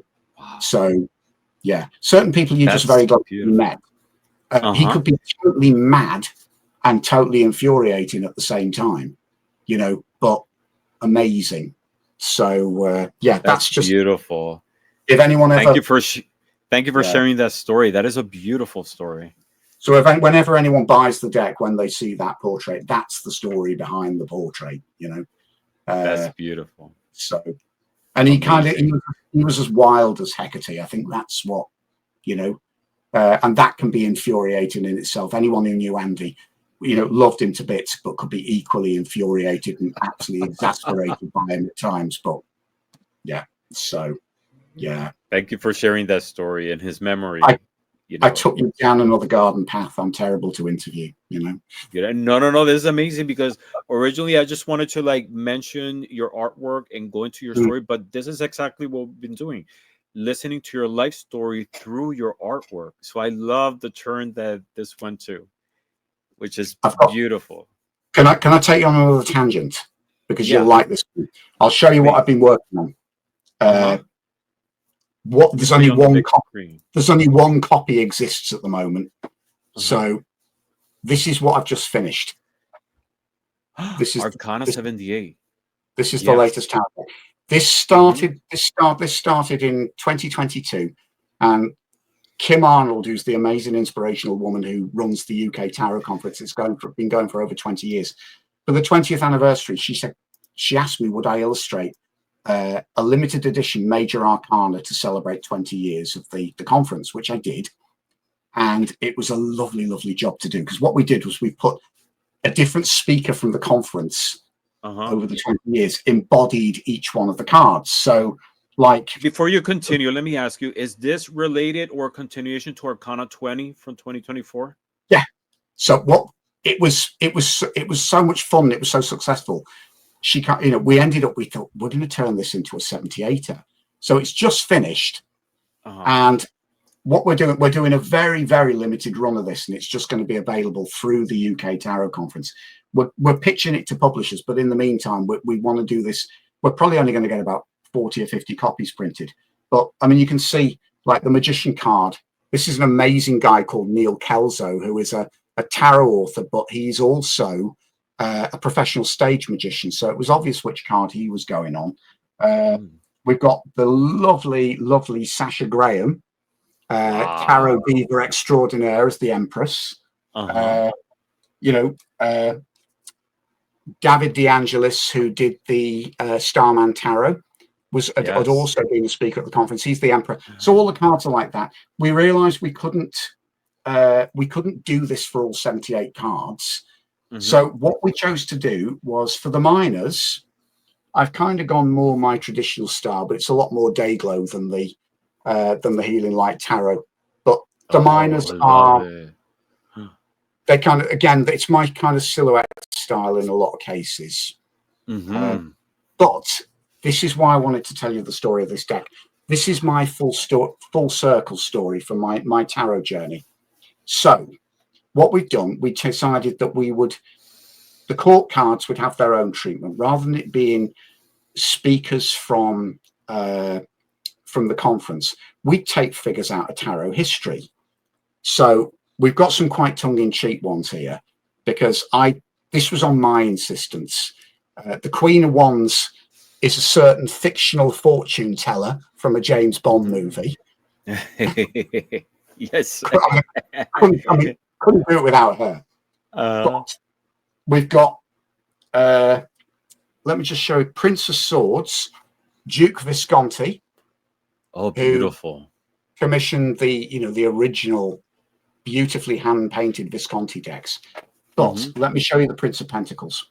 I struck gold with this. So most people wouldn't know who this is. And that is? I wouldn't have been able to do this card without the cooperation of the person concerned, because he sent me the photograph to actually base it on. And this is the lovely Fergus Hall, who illustrated the Tower of the Witches. No way. Oh my God. I spent years wondering what had happened to this guy, because I mean, he was a very prominent artist in the 70s. He did album covers for King Crimson. You know, he was represented by a really prestigious gallery in London called the Portal Gallery that specialized in surrealist art. You know, he illustrated books, and then he kind of just seemed to drop out of sight. And it was about 5-6 years ago, I was Googling him, just because I would very often Google to see if anyone had posted any other examples of his artwork online, and Googled him and struck gold, and actually found a website for him. And it turned out that this amazing guy had basically spent a number of years with his partner in a Buddhist monastery in Scotland. And he's now in his 80s. And although he doesn't live in the monastery, he's still now very closely connected to them and lives locally to it. But he'd started painting again. So somebody had set him up with a website. And I just thought, do you know what, shit or bust? And I emailed him and I just said, look, I said, you know, shameless fanboy email. I said, what you don't realize is that basically, if it wasn't for you, I would not be on the life that I am now. I said, you know, I'm a multiply published tarot artist. And I said, the reason I have a passion for tarot is because I discovered tarot through your deck, age 13, watching Live and Let Die. And I just said to him, look, I said, I've a couple of years ago, I had a tarot deck published called the Healing Light Tarot. Can I send you a copy? I said, the reason being is the Healing Light Tarot is the daughter of your deck. I said, if it wasn't for you, I wouldn't be doing this, you know. And I just thought, I'm not going to hear anything back.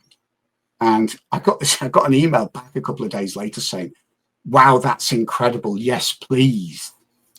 And we've stayed in touch tentatively. I mean, he's now in his 80s. We exchange emails maybe once or twice a year. But again, I was doing this deck, and Kim and I were talking about, and Kim said to me, I said, I thought about Fergus Hall, but he'll probably say no. So I kind of thought, well, it's better to actually do the illustration and then be told don't include it, rather than saying, can I illustrate you? So of course, I took a photo of him off his website, did this illustration for the Prince of Pentacles, and sent it to him and said, look, we're doing this deck, kind of taking the liberty of including you. Do you have any objection?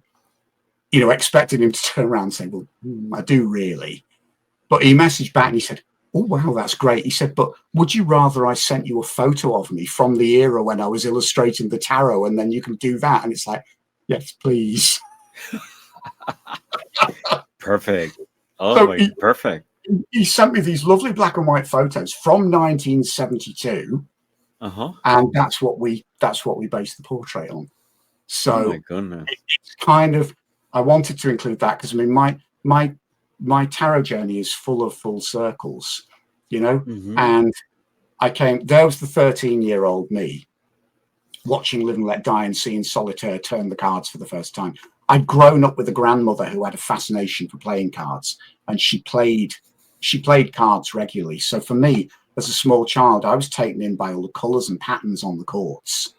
So when I saw these, age 13, I wanted to know more, because they weren't just red, yellow, and blue. They were Technicolor, and there was this, I mean, you could tell I was going to be a gay man, couldn't you? There's Jane Seymour with the great head, predicting the future. And I'm thinking, I want to do that, and then take me to Manchester so I can get some tarot cards, And then all these years later, there I am. There's this amazing man's artwork that started my journey.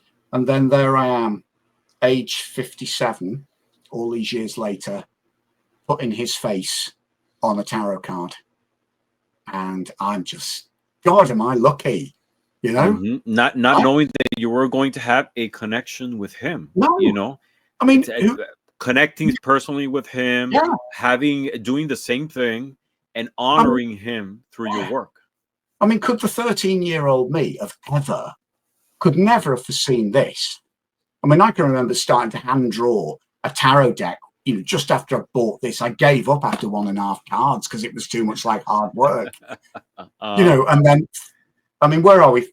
57 minus 13, that's 44 years, isn't it? 44, yeah. Yeah, so 44 years later, there I am with not just, I mean, this is why I just feel so lucky. I didn't get to fulfill my ambition once. I got to fulfill it 10 times over, yes.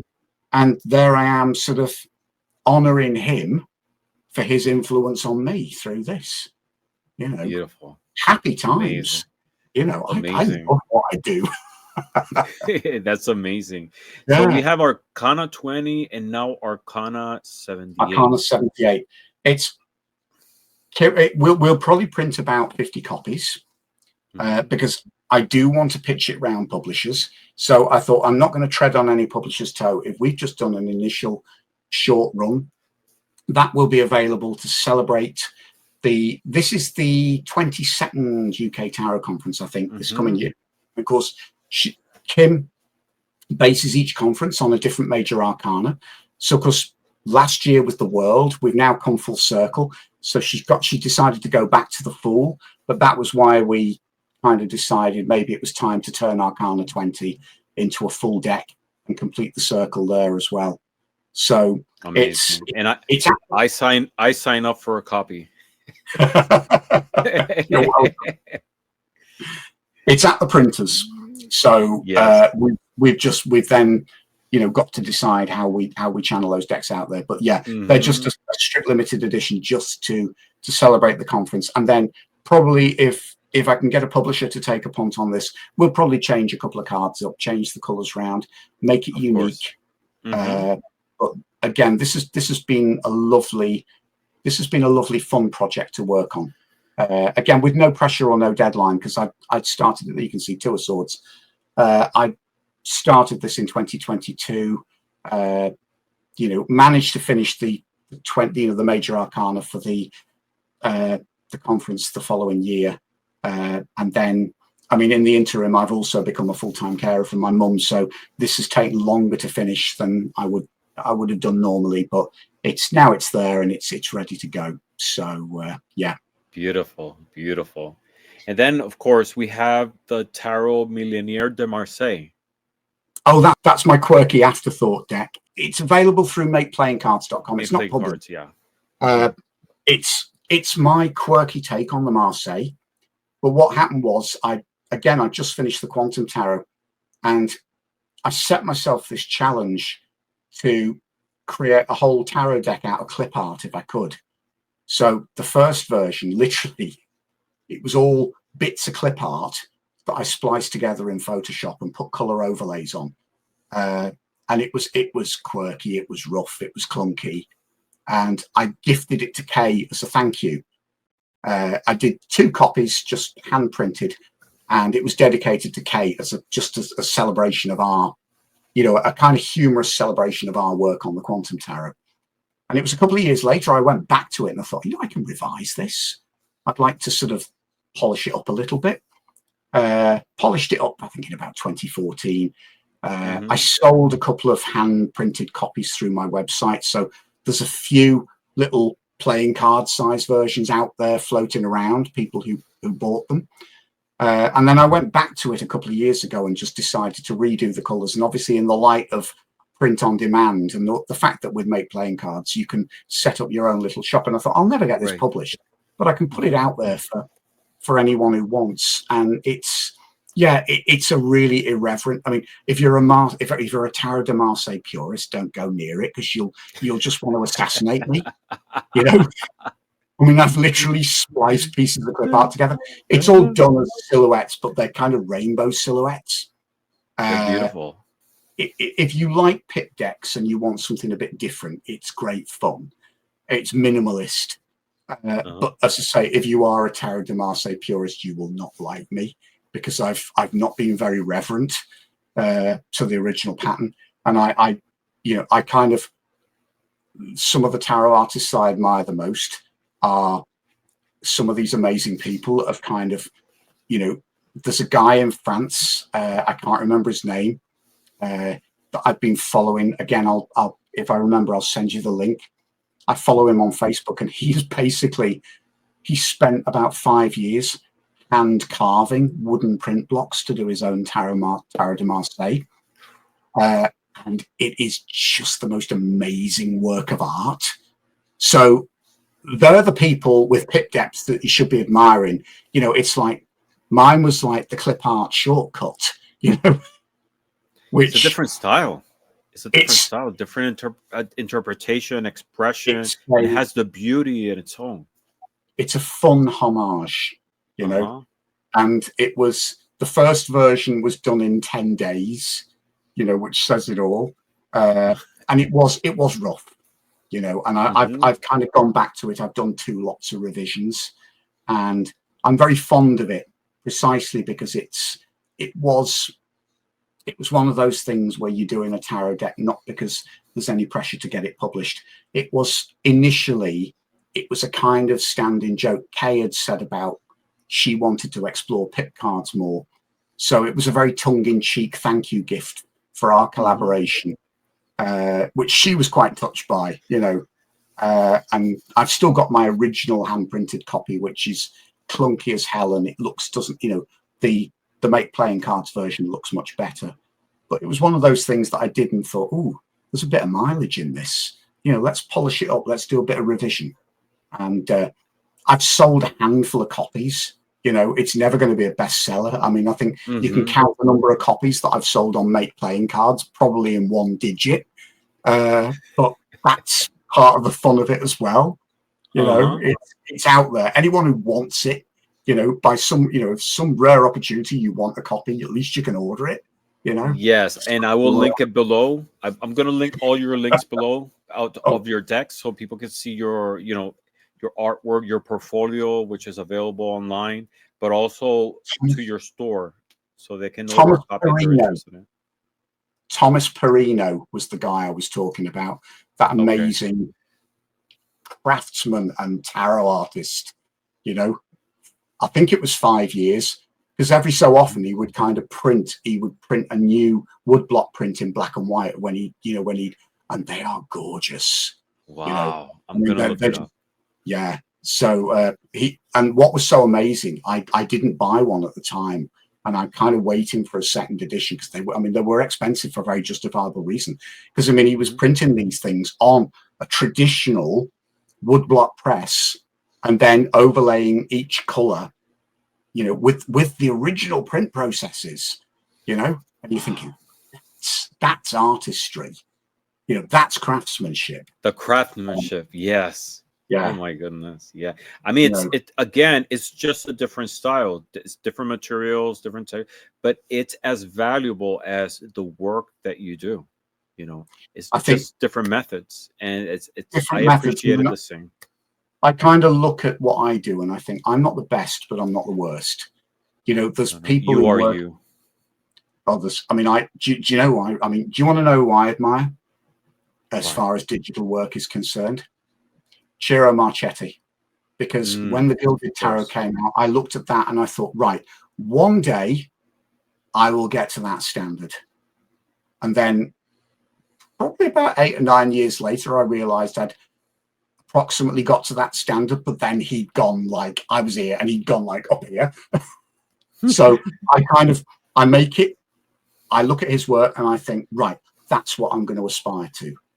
My style is completely different, but that kind of It's amazing, amazing artistry and skill and vision, that's what I hmm aspire to. And similarly, Karen and Alex at Baba Studio, I can remember just as the Gilded Tarot was coming out, they published the first edition of the Tarot of Prague, which I utterly treasure. And there is an elegance and polish and beauty about everything that they do. They are digital craftsmen, but they're craftsmen and artists and craftspeople and artists on every level. Their work is so incredible. Yet everything's put together in Photoshop, but when you look at something like the Baroque Bohemian Cats, all of those costumes, those amazing costumes that the cats are dressed in, they've made them, they've designed them, they then photograph them on mannequins, they do the Photoshop magic. Like when they did the Alice Tarot, they had a specific yes. model for Alice, you know. They created and designed all the costumes. They are amazing. But every time I see a piece of their Photoshop, I think, yeah, maybe I'll get there in 10 to 15 years. They're the people that, and I mean, they're different styles, and I've seen them. They're beautiful, but at the end is what resonates, what connects with people. yeah, And I have to say, your artwork, your style, really speaks to me. Speaks to a lot of people, but it I really speaks to me in a way that I can admire the artistry and the craftsmanships of different styles, especially digital. But yours, I have to say, really, really speaks to me deep in my soul. that means a lot. If I hear somebody tell me that my work has spoken to them, Oh then yes, that's when I yes, know of it was course. worthwhile. I mean, hmm luckily for me, I don't. I look at those people and I think technically and artistically, they do things that I could only do in my dreams. But at the same time, that doesn't. I can still look at this and think, yeah, I've got a place too. I'm not at their You technical do. level, but what I hmm do has got its place as well. And I think at the end of the day, it's something that we were talking about when you kind of sent me notes for this. One of the questions that you'd said you were thinking of asking me was, what advice would I give to somebody who is thinking of either creating their own tarot deck, or how beneficial is it to create your own deck if hmm you are learning tarot? And the answer to that is yes, yes, yes, and yes on all levels, because it doesn't matter what your artistic skills are. Uh, actually the very act of engaging in creating your own vision will actually, the archetypes will kind of sit inside you in a new way. You open the door for them. Because my first tarot deck, that's when I started to really get personal with the tarot, when I was creating my own deck. That's when it started to become personal for me. That's when I kind of started to, in a way, have a living dialogue with the characters on the cards. And do you know what? One of my favorite decks is a Stickman deck. And it's a work of genius. Because I mentioned Neil Kelso. Neil worked for a time in partnership with another amazing guy called Andrea Aste. He's a multiply published Italian tarot artist. He's got a deck forthcoming, I think with US Games. And he's done work with Watkins. He's done work with Lo Scarabeo. But they were putting a book out. They were co-authoring a tarot book, which they published under their own imprint of Berith and Brimstone. And they realized that if they would obviously have to pay licensing fees for images from other decks. So they decided to go their own way and just, Andrea decided, right, I need quick illustrations.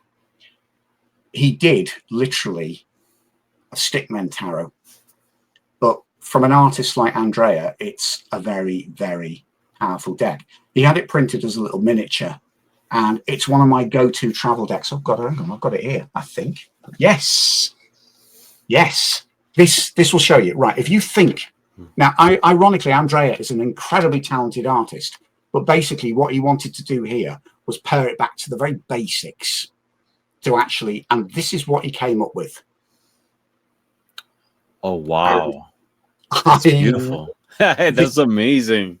This is one of my travel decks. I love this deck. This is called the Lilliput Tarot. I think it's available through Andrea's website. Hold infinity in the palm of your hand. I mean, it's literally, that's the deck, you know? Beautiful. But if you say, I mean, Andrea can draw, but he's also very clever in that he can pare it back. But if you're in the realm where you say to yourself, look, I can only draw stick figures, do you know what? Illustrate your tarot deck with stick figures, because by the time you've finished, you will have learned so much about the tarot, because you'll be thinking about what you want on the cards, what speaks to you the most. You know, you pick your Rider-Waite deck up and you're looking at which bit of that card speaks to me the most. What do I want to emphasize? You know, what do I put in? What do I leave out? And this shows you can go really minimalist, you know.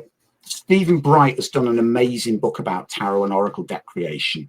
Stephen recommends, you know, if you can't draw, cut and paste.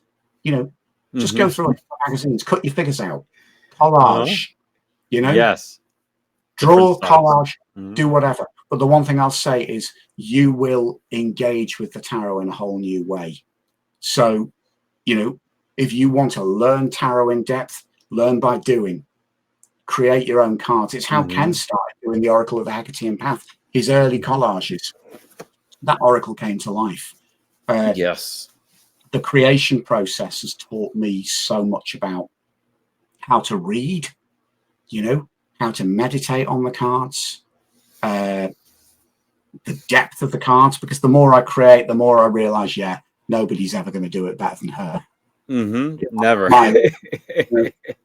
It's like you think.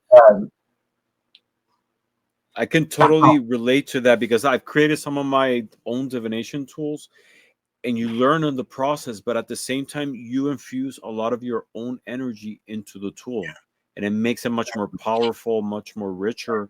And the experience of working with it is very different than outsourcing it. So when you go through that process of creation, you definitely, it comes to full circle in a way, you know? You do imprint, you know, I mean, inevitably, your personality is going to come into that divination tool. You said to me, one of the things you said about my work is that just how much the emphasis is on light and energy. But you see, part of that is I'm mildly synesthetic. If I listen to music, I don't see fully formed pictures, but I see bursts of color, you know, in my brain. My brain is cross-wired. When I was a child learning times tables in school, we used to chant them, you know, in I don't know how it was done in the States or, you know, or anywhere else, but when we were kids, to learn the multiplication tables, we would chant them as rhymes. So it'd be like, you know, 1 to 2 is 2, 2 twos are 4, 3 twos. Yes. But of course, I didn't realize. I thought this happened to everyone. But there's 6-year-old me chanting the times tables, and I'm seeing like tessellating grids of triangles in different colors. So 3 times table was white triangles, yellow triangles, and dark green triangles. 4 times table was white, purple, and navy blue. 5 times table was white, orange, and red. But you see, going forward, that's how my brain works. If I listen to music, if I'm hearing rhythm, like in chanting a rhyme, or sometimes even when I'm reading, certain words will trigger certain colors, and they will trigger bursts of energy in my brain. So, I mean, scrolling forward to what you said about my work being about light and energy, it's that's how my brain works. So, I mean, that sums it all. I mean, the kind of light patterns that I put in a card, that's kind of what I see in my brain. That's what music does to my brain. You know, I don't necessarily see fully formed images, but I do see color combinations, bursts of color, patterns of light. You know, that kind of sunbursts have always fascinated me. That's why the image of the mandorla probably captured me so much. It's 2 basic shapes interlocked. But yeah, that going back to what you said, if you create a divination tool, or if you attempt to create a divination tool, you will inevitably print part of your personality onto that, whether it's consciously or subconsciously. That's one of the good reasons to try, because you and only you can create that divination tool. You know, I mean, nobody else could have created the Healing Light Tarot. They could have created a mandorla-based tarot, but they would have come out with something very distinctly different. Oh, totally, definitely, totally different. That applies to every single person creating a divination tool. You know, stop comparing yourself to other people. Just set out, create. And it doesn't matter how artistically gifted you think you are. What's important is you are creating that individual tool that only you can create. And that's what matters the most, you know? Amen. That is beautiful. That is amazing. And we are at 2 hours. I know I only have you for 2 hours. I could be here for 2 hours more, but I want to respect your time. We barely scratched the surface, because you're such a accomplished artist. You know, you've done commissioned images for theater, for record covers, digital abstracts, biography. Like, your body of work is so amazing. Shameless plug, because the album I got to illustrate, I had a great time, but it was only put out on CD. So if anyone wants an album cover and they're having some vinyl pressed, there you go. This conversation warrants a second part, because there's so much I'm intrigued and I want to explore about you. You're such a fascinating person. But you know, it was great to have this initial conversation and see the world through your artwork. You know, like I said, the intention was to, you know, go over your biography and talk about some of your accomplishments, but in the conversation we get to see the world through your eyes, through your artwork.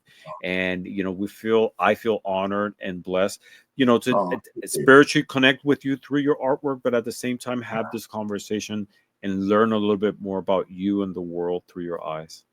And on a practical level, thank you for being so accommodating, because I've already bombed out of one potential live, which I felt really guilty about, but you've been so good in accommodating this. If anyone runs us, the reason why this is pre-recorded, I'm actually a full-time carer to my 85-year-old mum, along with my partner. So it's very much, timing very much depends on if she's okay, if I've got someone to look after her. Of course. So you've been great over this, because I know we've actually been planning this for a couple of months, haven't we? And finally we've got a day where we could, so hence pre-recording and not live, because if anything went wrong, I wasn't dropping you in it again. So in Orbit With, at the end of the show, with all of my guests, I have this little game called This or That, and it's 10 funny situational questions in which I ask the person to choose between 2 cards, And so you will choose between two cards based on the question, and you will tell me why. My husband to be But was curious about. The only he- difference is that I always use the Rider-Waite for these Oh, go on. questions, but this time I'm going to be using, of course, the Healing Light Tarot to ask the questions. Hey, which is amazing. It adds another level of fascination to it. My soon-to-be husband Alex was really curious about this because he was kind of trying to wind me up. He said he's going to put you on the spot. They're just he's going to ask really awkward questions. Go for it. All right. Question number one. Question number one. Would you rather take a selfie at the edge of a cliff with the Fool or at a wild party with the Devil? Oh, darling. Do you know what? It would have to be the wild party with the Devil. I'll tell you the story of my 30s some other time. But I'm a kind of, I think it's because I was in a repressive religious system for so long. Now it brings the worst out of me. If somebody says you can't do that, I just think, yes, I can. You know? Yeah. So there is a distinctly wild and mischievous side of me that would actually probably pick the selfie with the Devil, and the coward in me does not want to be at the edge of the cliff, if I'm honest. So you know, that Fool card is everything that I want to be, but I always bottle out on. So to my shame, it will be number 15 and not 0. Amazing. I'll tell you the rest of the story when we're not on camera. That's easier. Okay. You know? But the image of, both images are so powerful. It's so full of depth, and I love this interpretation of the Fool, because in the Rider-Waite, it's like you're at that moment that he's sort of like contemplating, maybe not even looking at the whole picture of what's going on, but he goes in faith, right? He's sort of like at that point. But here he is full-fledged, jumping that cliff, and he looks like so joyous and happily to. I kind of wanted to think what happens next, you know? Oh, we've got a visitor, by the way. Hang on. My hound has just come to visit us. Oh, there you go. Here's the full circle of that image. The Fool and his dog. That's timely because you're there, aren't you? This is actually Alex's dog that I've kind of inherited through marriage, and I love him dearly. So, there you go. Because I'm talking. You're not the child. He obviously heard us talking and he's come upstairs, bless him. So that's awesome. All right. Question number 2. Are you a shopaholic or a penny pincher? Ooh, I'm sat in the middle because I've been a freelance artist for years, which means that you don't have a consistent income. The problem is I'm terrible. Tarot decks, books, DVDs, vinyl, CDs. That's my real media. That was my next question. What are you a shopaholic of? Media. Consume media. Not so much physical tarot media. Physical media. Not so much tarot decks now because I've run out of space and I've been threatened with death if I we've had to put some of them in storage to actually move my partner in. So and how many do you have? Probably about 200. You know. Oh my god. Yeah, probably about. Do you have a few you've never opened? No. Oh god, no. Oh, no. Really? Okay, good. Oh, no. They literally, they hardly get out the shop and they're open because I want to see what's inside. Yeah. But I know people, a combination of like a wide spectrum. I know people who have a collection, and part of the collection are ones that never opened. They will get to it someday. Other ones, as soon as they get them, they have to open it because they want to make sure that all the cards are there, what it looks like. And some people in the middle. Yeah. I'm like kind of in the middle. I have one or two I never opened, but I want to I open them straight away because I want to bond with them, and I want to see. For me, it's always, what's this artist done with that card? That's what I love, because this endless combination of insight from different people how they see different cards, and it never loses its appeal. Every time I open a new deck, invariably you think, oh wow, I wouldn't have thought of that, you know. So I have to open them straight away, but I've kind of reached saturation in that for all the decks I've got, I have my set deck that I love and the ones that I always go back to read with, and I'm also running out of space to store them. So I'll buy maximum 2 or 3 a year now if I see something that really piques my curiosity. Yeah, it's got to be different, you know, nothing of redundancy because of lack of space. Yeah, you get to that point as well. Yeah, but books and vinyl are the thing at the moment, because I kind of haven't quite cottoned on to the fact that I'm going to run out of space soon. And I'm terrible with colored vinyl. You know, it's you know, I can have it on. The problem is with being synesthetic, I can have it on green vinyl, but you see, if I play the same album on yellow vinyl, I close my eyes, I get different color responses, because the packaging and the artwork actually then triggers different color responses in my brain, so I hear the music all over again. That's my excuse for that's overspending. Amazing. That's an amazing way to see it. Let me ask you, when you use tarot, do you use it for spiritual connection, psychological introspection, both? How do you use tarot and other divination tools? Both and all. I use it for reflection, I use it for meditation, but it's also for me, if I'm working with the cards, you're kind of stepping into hidden realm, and I'm kind of, you know, you think I'm kind of receiving inspiration from a hidden realm. The cards to me are triggers, they're gateways. You know, I step into a world of the imagination, but then for me, that's part of the other world as well, because I really do believe that our imagination reaches out of the physical world and touches into an unseen reality. So what I'm visualizing very often, to me, I believe that's kind of my brain processing. It's my brain's way of processing maybe an unseen real. But, you know, the only language we have is images and symbols. Yes. You know, that's how I see it.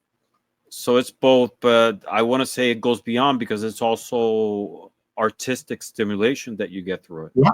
You know, you get inspiration, you get new ideas, and yeah, very much so.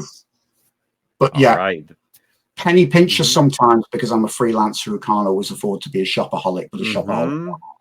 So, yes, at least you know your boundaries and you control them most of the time. Right. All right. Question number 3.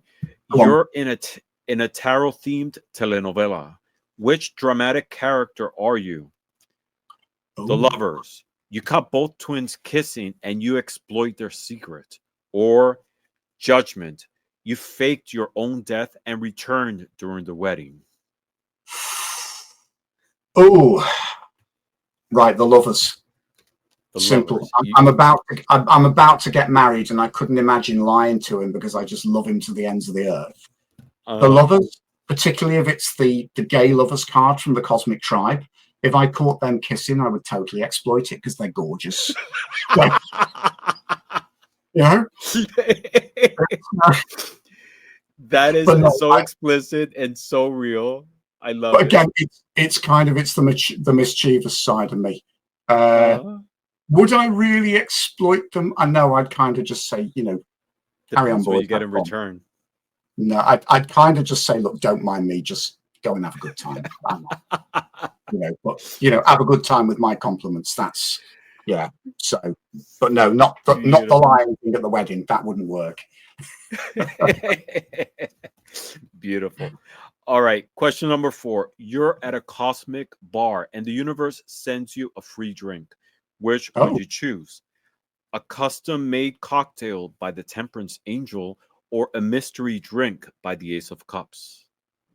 Oh, it'd have to be the cocktail, because that angel knows what they're doing. I'm too much of a coward to kind of drink from the potentially poisoned chalice, you know? Really? So, what's your favorite drink? Oh, I'm quite simple in my tastes. My favorite drink is a good white wine, you know, a really good classy white wine. But at the same time, champagne cocktails mixed by the expert, we go for that, you know. There Number you go. 14. Yeah. And I always say this angel must be a great bartender, right? That's Divine dexterity. That is dexterity. I couldn't hold it in balance like that, you know. That was in the realms of my fantasy. So, I know. Amazing. Question number 5. You've been cast in RuPaul's Tarot Race. oh my Which God. card which card is your outfit runway inspiration? The Oh, Star, celestial, sheer, and glowing from within, or the Devil, horns, latex, and zero apologies. going. It's got to be the devil again. You know, Again, the Devil. she's got elegance. She's got poise. You know, I don't. I have a famous lack of subtlety. It usually drops me in it, you know, on frequent occasions. I also have a famous sense of mischief, you know. So it would have to be the devil outfit. The Devil. I mean, yeah, That'll be your I mean, inspiration. That'll be your runway outfit. that would be my runway. That would be my runway outfit, and it would have to be, you know, those horns that you get on the headband. They'd have to be the ones with the red sequins. You know, nothing less. So, and what color? What color would you choose? Ruby slippers red. Totally. Literally. So, I mean, as I say, I can't do the elegance of the star. I can't do. There's a kind of serious joy about the star. There's a composure and a sort of with the devil is like a her. quirky, funny naughtiness. Yeah. It's just a recognition that I don't have an ounce of demureness about me. So I've kind of got to go for the lowest common denominator again on that one. You know? And that's perfect. That's who you are. I love it. Question number 6. You came back from astral traveling, and your Uber driver is a tarot card. With who would you ride? Death shows up in a motorcycle and tells you we're all just passing through. Or the Chariot rolls in with 2 sphinxes blasting victory music. Do you know, isn't that weird? Again, it's the coward in me. I would go for the Chariot because it's the safer ride. How could you say it's the coward in you? You just evoke the devil twice. Yeah, but I've evoked the devil for all the wrong reasons, love. That's the problem. You know? It's interesting because the Chariot is deeply perilous, and it is a short ride in a fast machine. But that's a short ride in a fast machine to a fair amount of certainty. I kind of know where she's going. See, if I took my taxi ride with Death, I don't know where he's taking me or what comes next. You know? But we're just passing through. One of my favorite poems is Emily Dickinson's Because I Could Not Stop for Death. And for anyone who's read it, it's actually a woman taking a ride in a carriage who then discovers that the carriage driver is Death. Oh, wow. That sounds beautiful. What's the name again? It's a poem? Because I Could Not Stop for Death. And it's I love Emily Dickinson. She's one of the most profoundly ecstatic but also spiritual poets, and just to me one of the greatest treasures to come out of American literature. But it's basically this meditation on passing from life into death. And it's basically in a journey. It's such a pictorial journey because the first lines are, because I could not stop for death, he kindly stopped for me. The carriage held but just ourselves in immortality. He slowly drove, he knew no haste, and I put away my labor for his civility. But then it then goes on to the places that she passes in the carriage, and it's all scenes from her life. She's basically reliving her life as she passes into the next world. We passed the field where, what was it? No, we passed the school where children played at wrestling in the ring. we pass the fields of gazing grain, we pass the setting sun.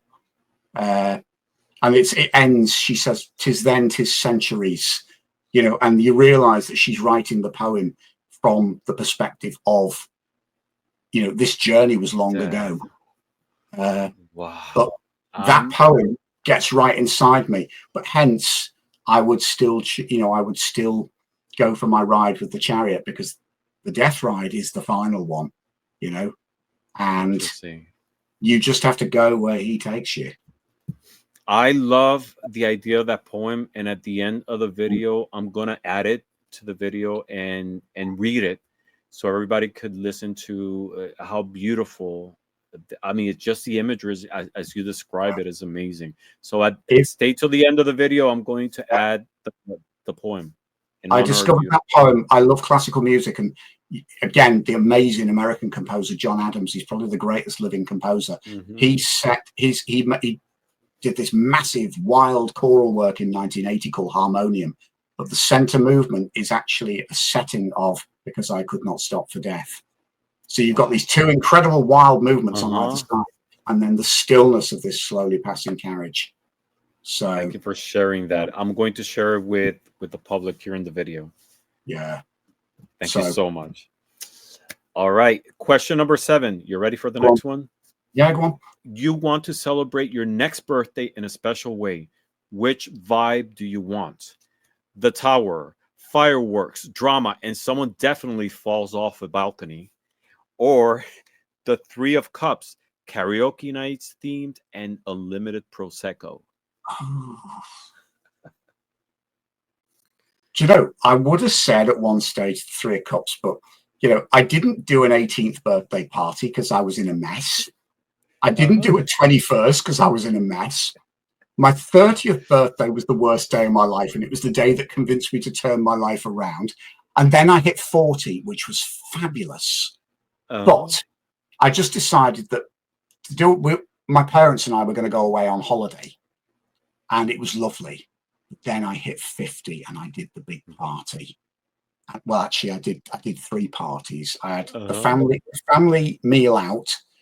Then I had a party here, and then we had this massive party in Glastonbury because it was my birthday, my mate in Glastonbury's birthday 2 days before. The Healing Light Tarot was being published, and then my other mate's book was being published the same week. So we did this massive, outrageous one-side mega party. And do you know what? Prior to that, I would have said the 3 of Cups, but if you're going to do it, just go all the way. You know, all the drama and flair that it deserves, right? It was, yeah, because the party actually went on for 3 days. Oh my God, 3 days. Well, the main party was 1 day, but we ended up with like loads of people staying in this tiny cottage in Glastonbury. Everyone sort of crammed in, and everyone just kept coming back the day after, and the day after that, and you know I think we had 46 people crammed in this little cottage for the party. And then it was like the next couple of days, there was like 15, 20 people coming in and out the house. So tower, if you're going to do it, just the tower, go big or go home. Yeah, absolutely. Love it. Question number 8. You're chosen to represent humanity at a diplomatic dinner with aliens. Who do you bring as your cultural advisor? The Knight of Cups tells the aliens Earth is powered by emotions and red wine.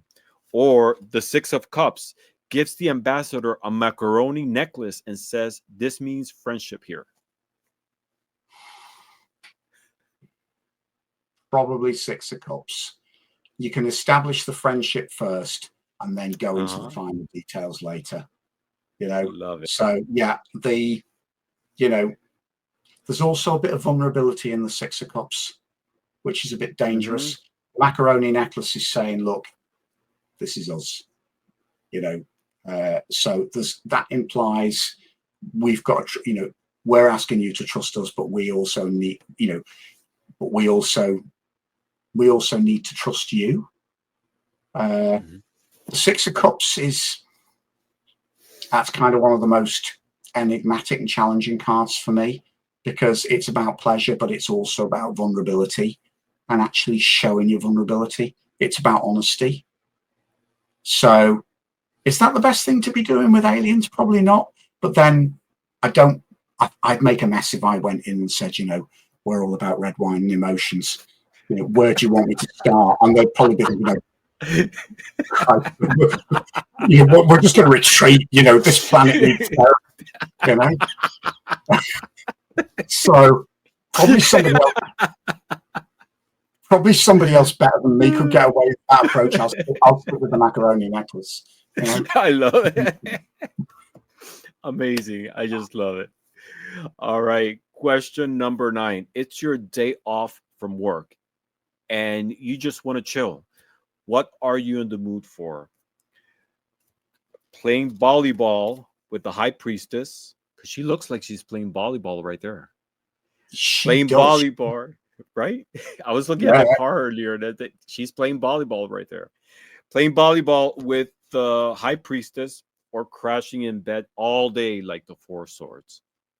Oh, do you know what? I kind of went through a really retreat from the world period when I was in my late teens and early 20s. So it would have to be the high priestess. She is, I think possibly at the moment, she's my favorite card in the whole deck. I love what she represents. She's volleyball is like a heavenly sphere. She's touching unseen reality. She's connecting with it. She's intuiting it. But yeah, because she's dangerous, you know, she kind of stands at that gateway and she's kind of saying, are you going to risk going beyond this veil and stepping out of your comfort zone? You know, and also her volleyball is that my reality. It's like, you know, I've just learned, I'm going to chuck it at you. You know, what's going to happen when you touch it? What are you going to sense? What are you going to connect with? You know? So it's challenging you at the same time. Yeah. Yeah.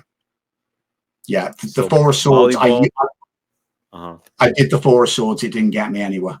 I just kind of ended up very, you know, yeah. There is a place for that because there's sometimes when if I was burnt out, you know. Yeah, there's a contrast between both of them because here you might be going inwards, but here you're going outwards. You know, it's a different direction of energy.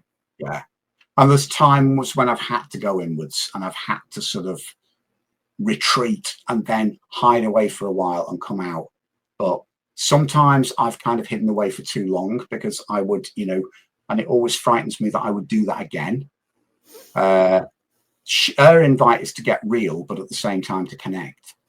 And that's what I love because it's not about, she's not extroverted, she's introverted, but she's introverted in a healthy way. You know, it's like, it's not just a case of go into yourself, go into this whole unseen world and tell me what you see there, you know. Beautiful. That's an amazing, beautiful way to take it. And no disrespect to your artwork, but I thought it was a funny take on the image itself. It was an intuitive take because I kind of just sensed this sphere, just kind of like a heavenly sphere coming down, and that's her way to connect with the unseen real is to reach out and touch and to kind of sense. And it's like a sort of it's a language without words, but that's what the sphere is. So beautiful. I'll do a volleyball version for you. Please. All right. Last question. Who did it best? I can multitask with the magician because you see he has like a lot of arms and doing a lot of different things. Who did it best? I can multitask or I will survive with the Ten of Swords. Oh, definitely the magician.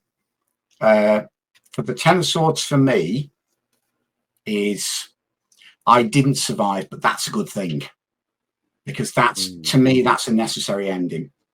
Mind you, actually, she's got her virtues, you know, because you survive, but you you survived to tell a very different tale. You've got me thinking now, because actually I hadn't looked at that before in the same way. I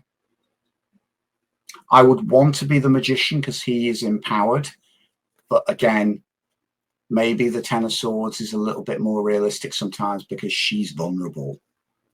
So I admit to the 10, I would like to be the 1. Okay, if that makes sense.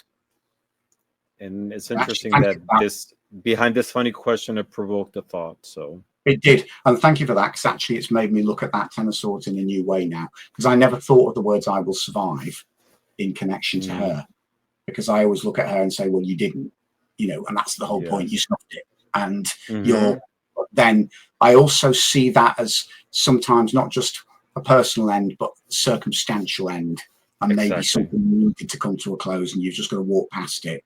But I will survive. That is a good way of seeing that. Because even despite all these endings, I can get through and I can tell another story.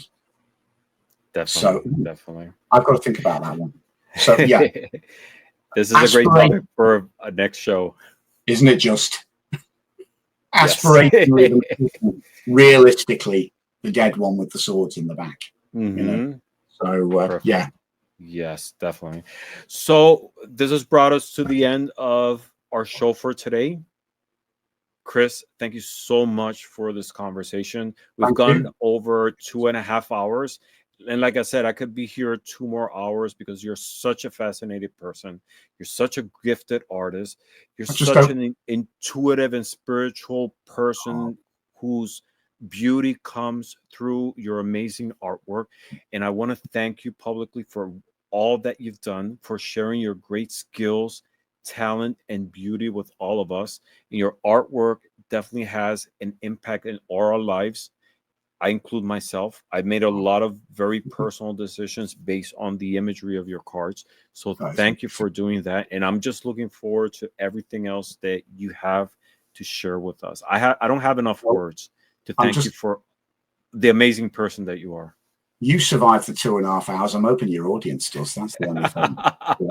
I'm sure they will, because you're fascinating. If you've got this far when you're watching in the future, thank you in advance. It's appreciated. Yes, definitely. Thank you. Stay till the end, because I will share that beautiful poem that you mentioned.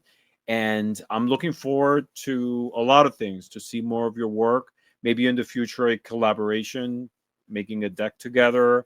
Another show. I mean, there's so many things which I still need to connect with you for. And also, when I actually get the chance to kind of reinvigorate my channel, when my channel kind of lies slightly dormant at the moment because of care duties, but when I do get the chance, every now and again, I get the chance to reinvigorate. So I'd love to have you on my channel, and we'll do something similar. That would be great. Anytime. Just say the word, and I will be there. Well, I've been doing this series called Rebellious Fools, which is about basically tarot readers, tarot authors, and I want people's subversive take on the tarot, and I think you've got a few stories to tell. So let's do one of those if you're up for it. That'd be great. I'll be honored to. Thank you so much. Thank you very much. And everybody, thank you very much for watching. Please follow Chris's channel. I'm going to link the description below. Also, all his artwork, all his decks, where you can buy them, and his Make Playing Cards site as well. All right. And we're looking forward to see you again. And everybody, thank you again for your energy and for watching. And I'm looking forward to see you again in a future episode of In Orbit With. Till then, blessings to all.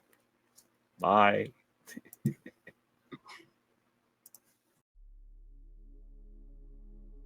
Because I Could Not Stop for Death by Emily Dickinson. Because I could not stop for death, he kindly stopped for me. The carriage held but just ourselves and immortality.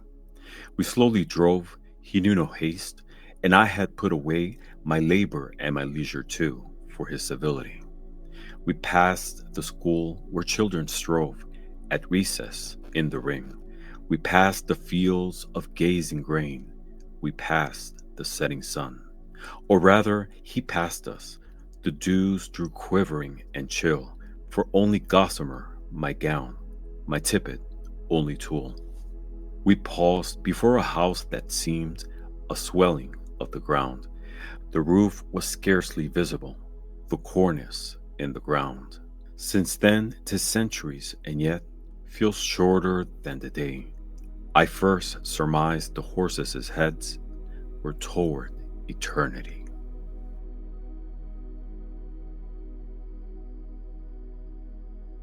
If you like this video, please give us a thumbs up, leave us a comment, and share it with someone who might benefit from it. And click the subscribe button for more future videos about tarot, divination, and other esoteric topics.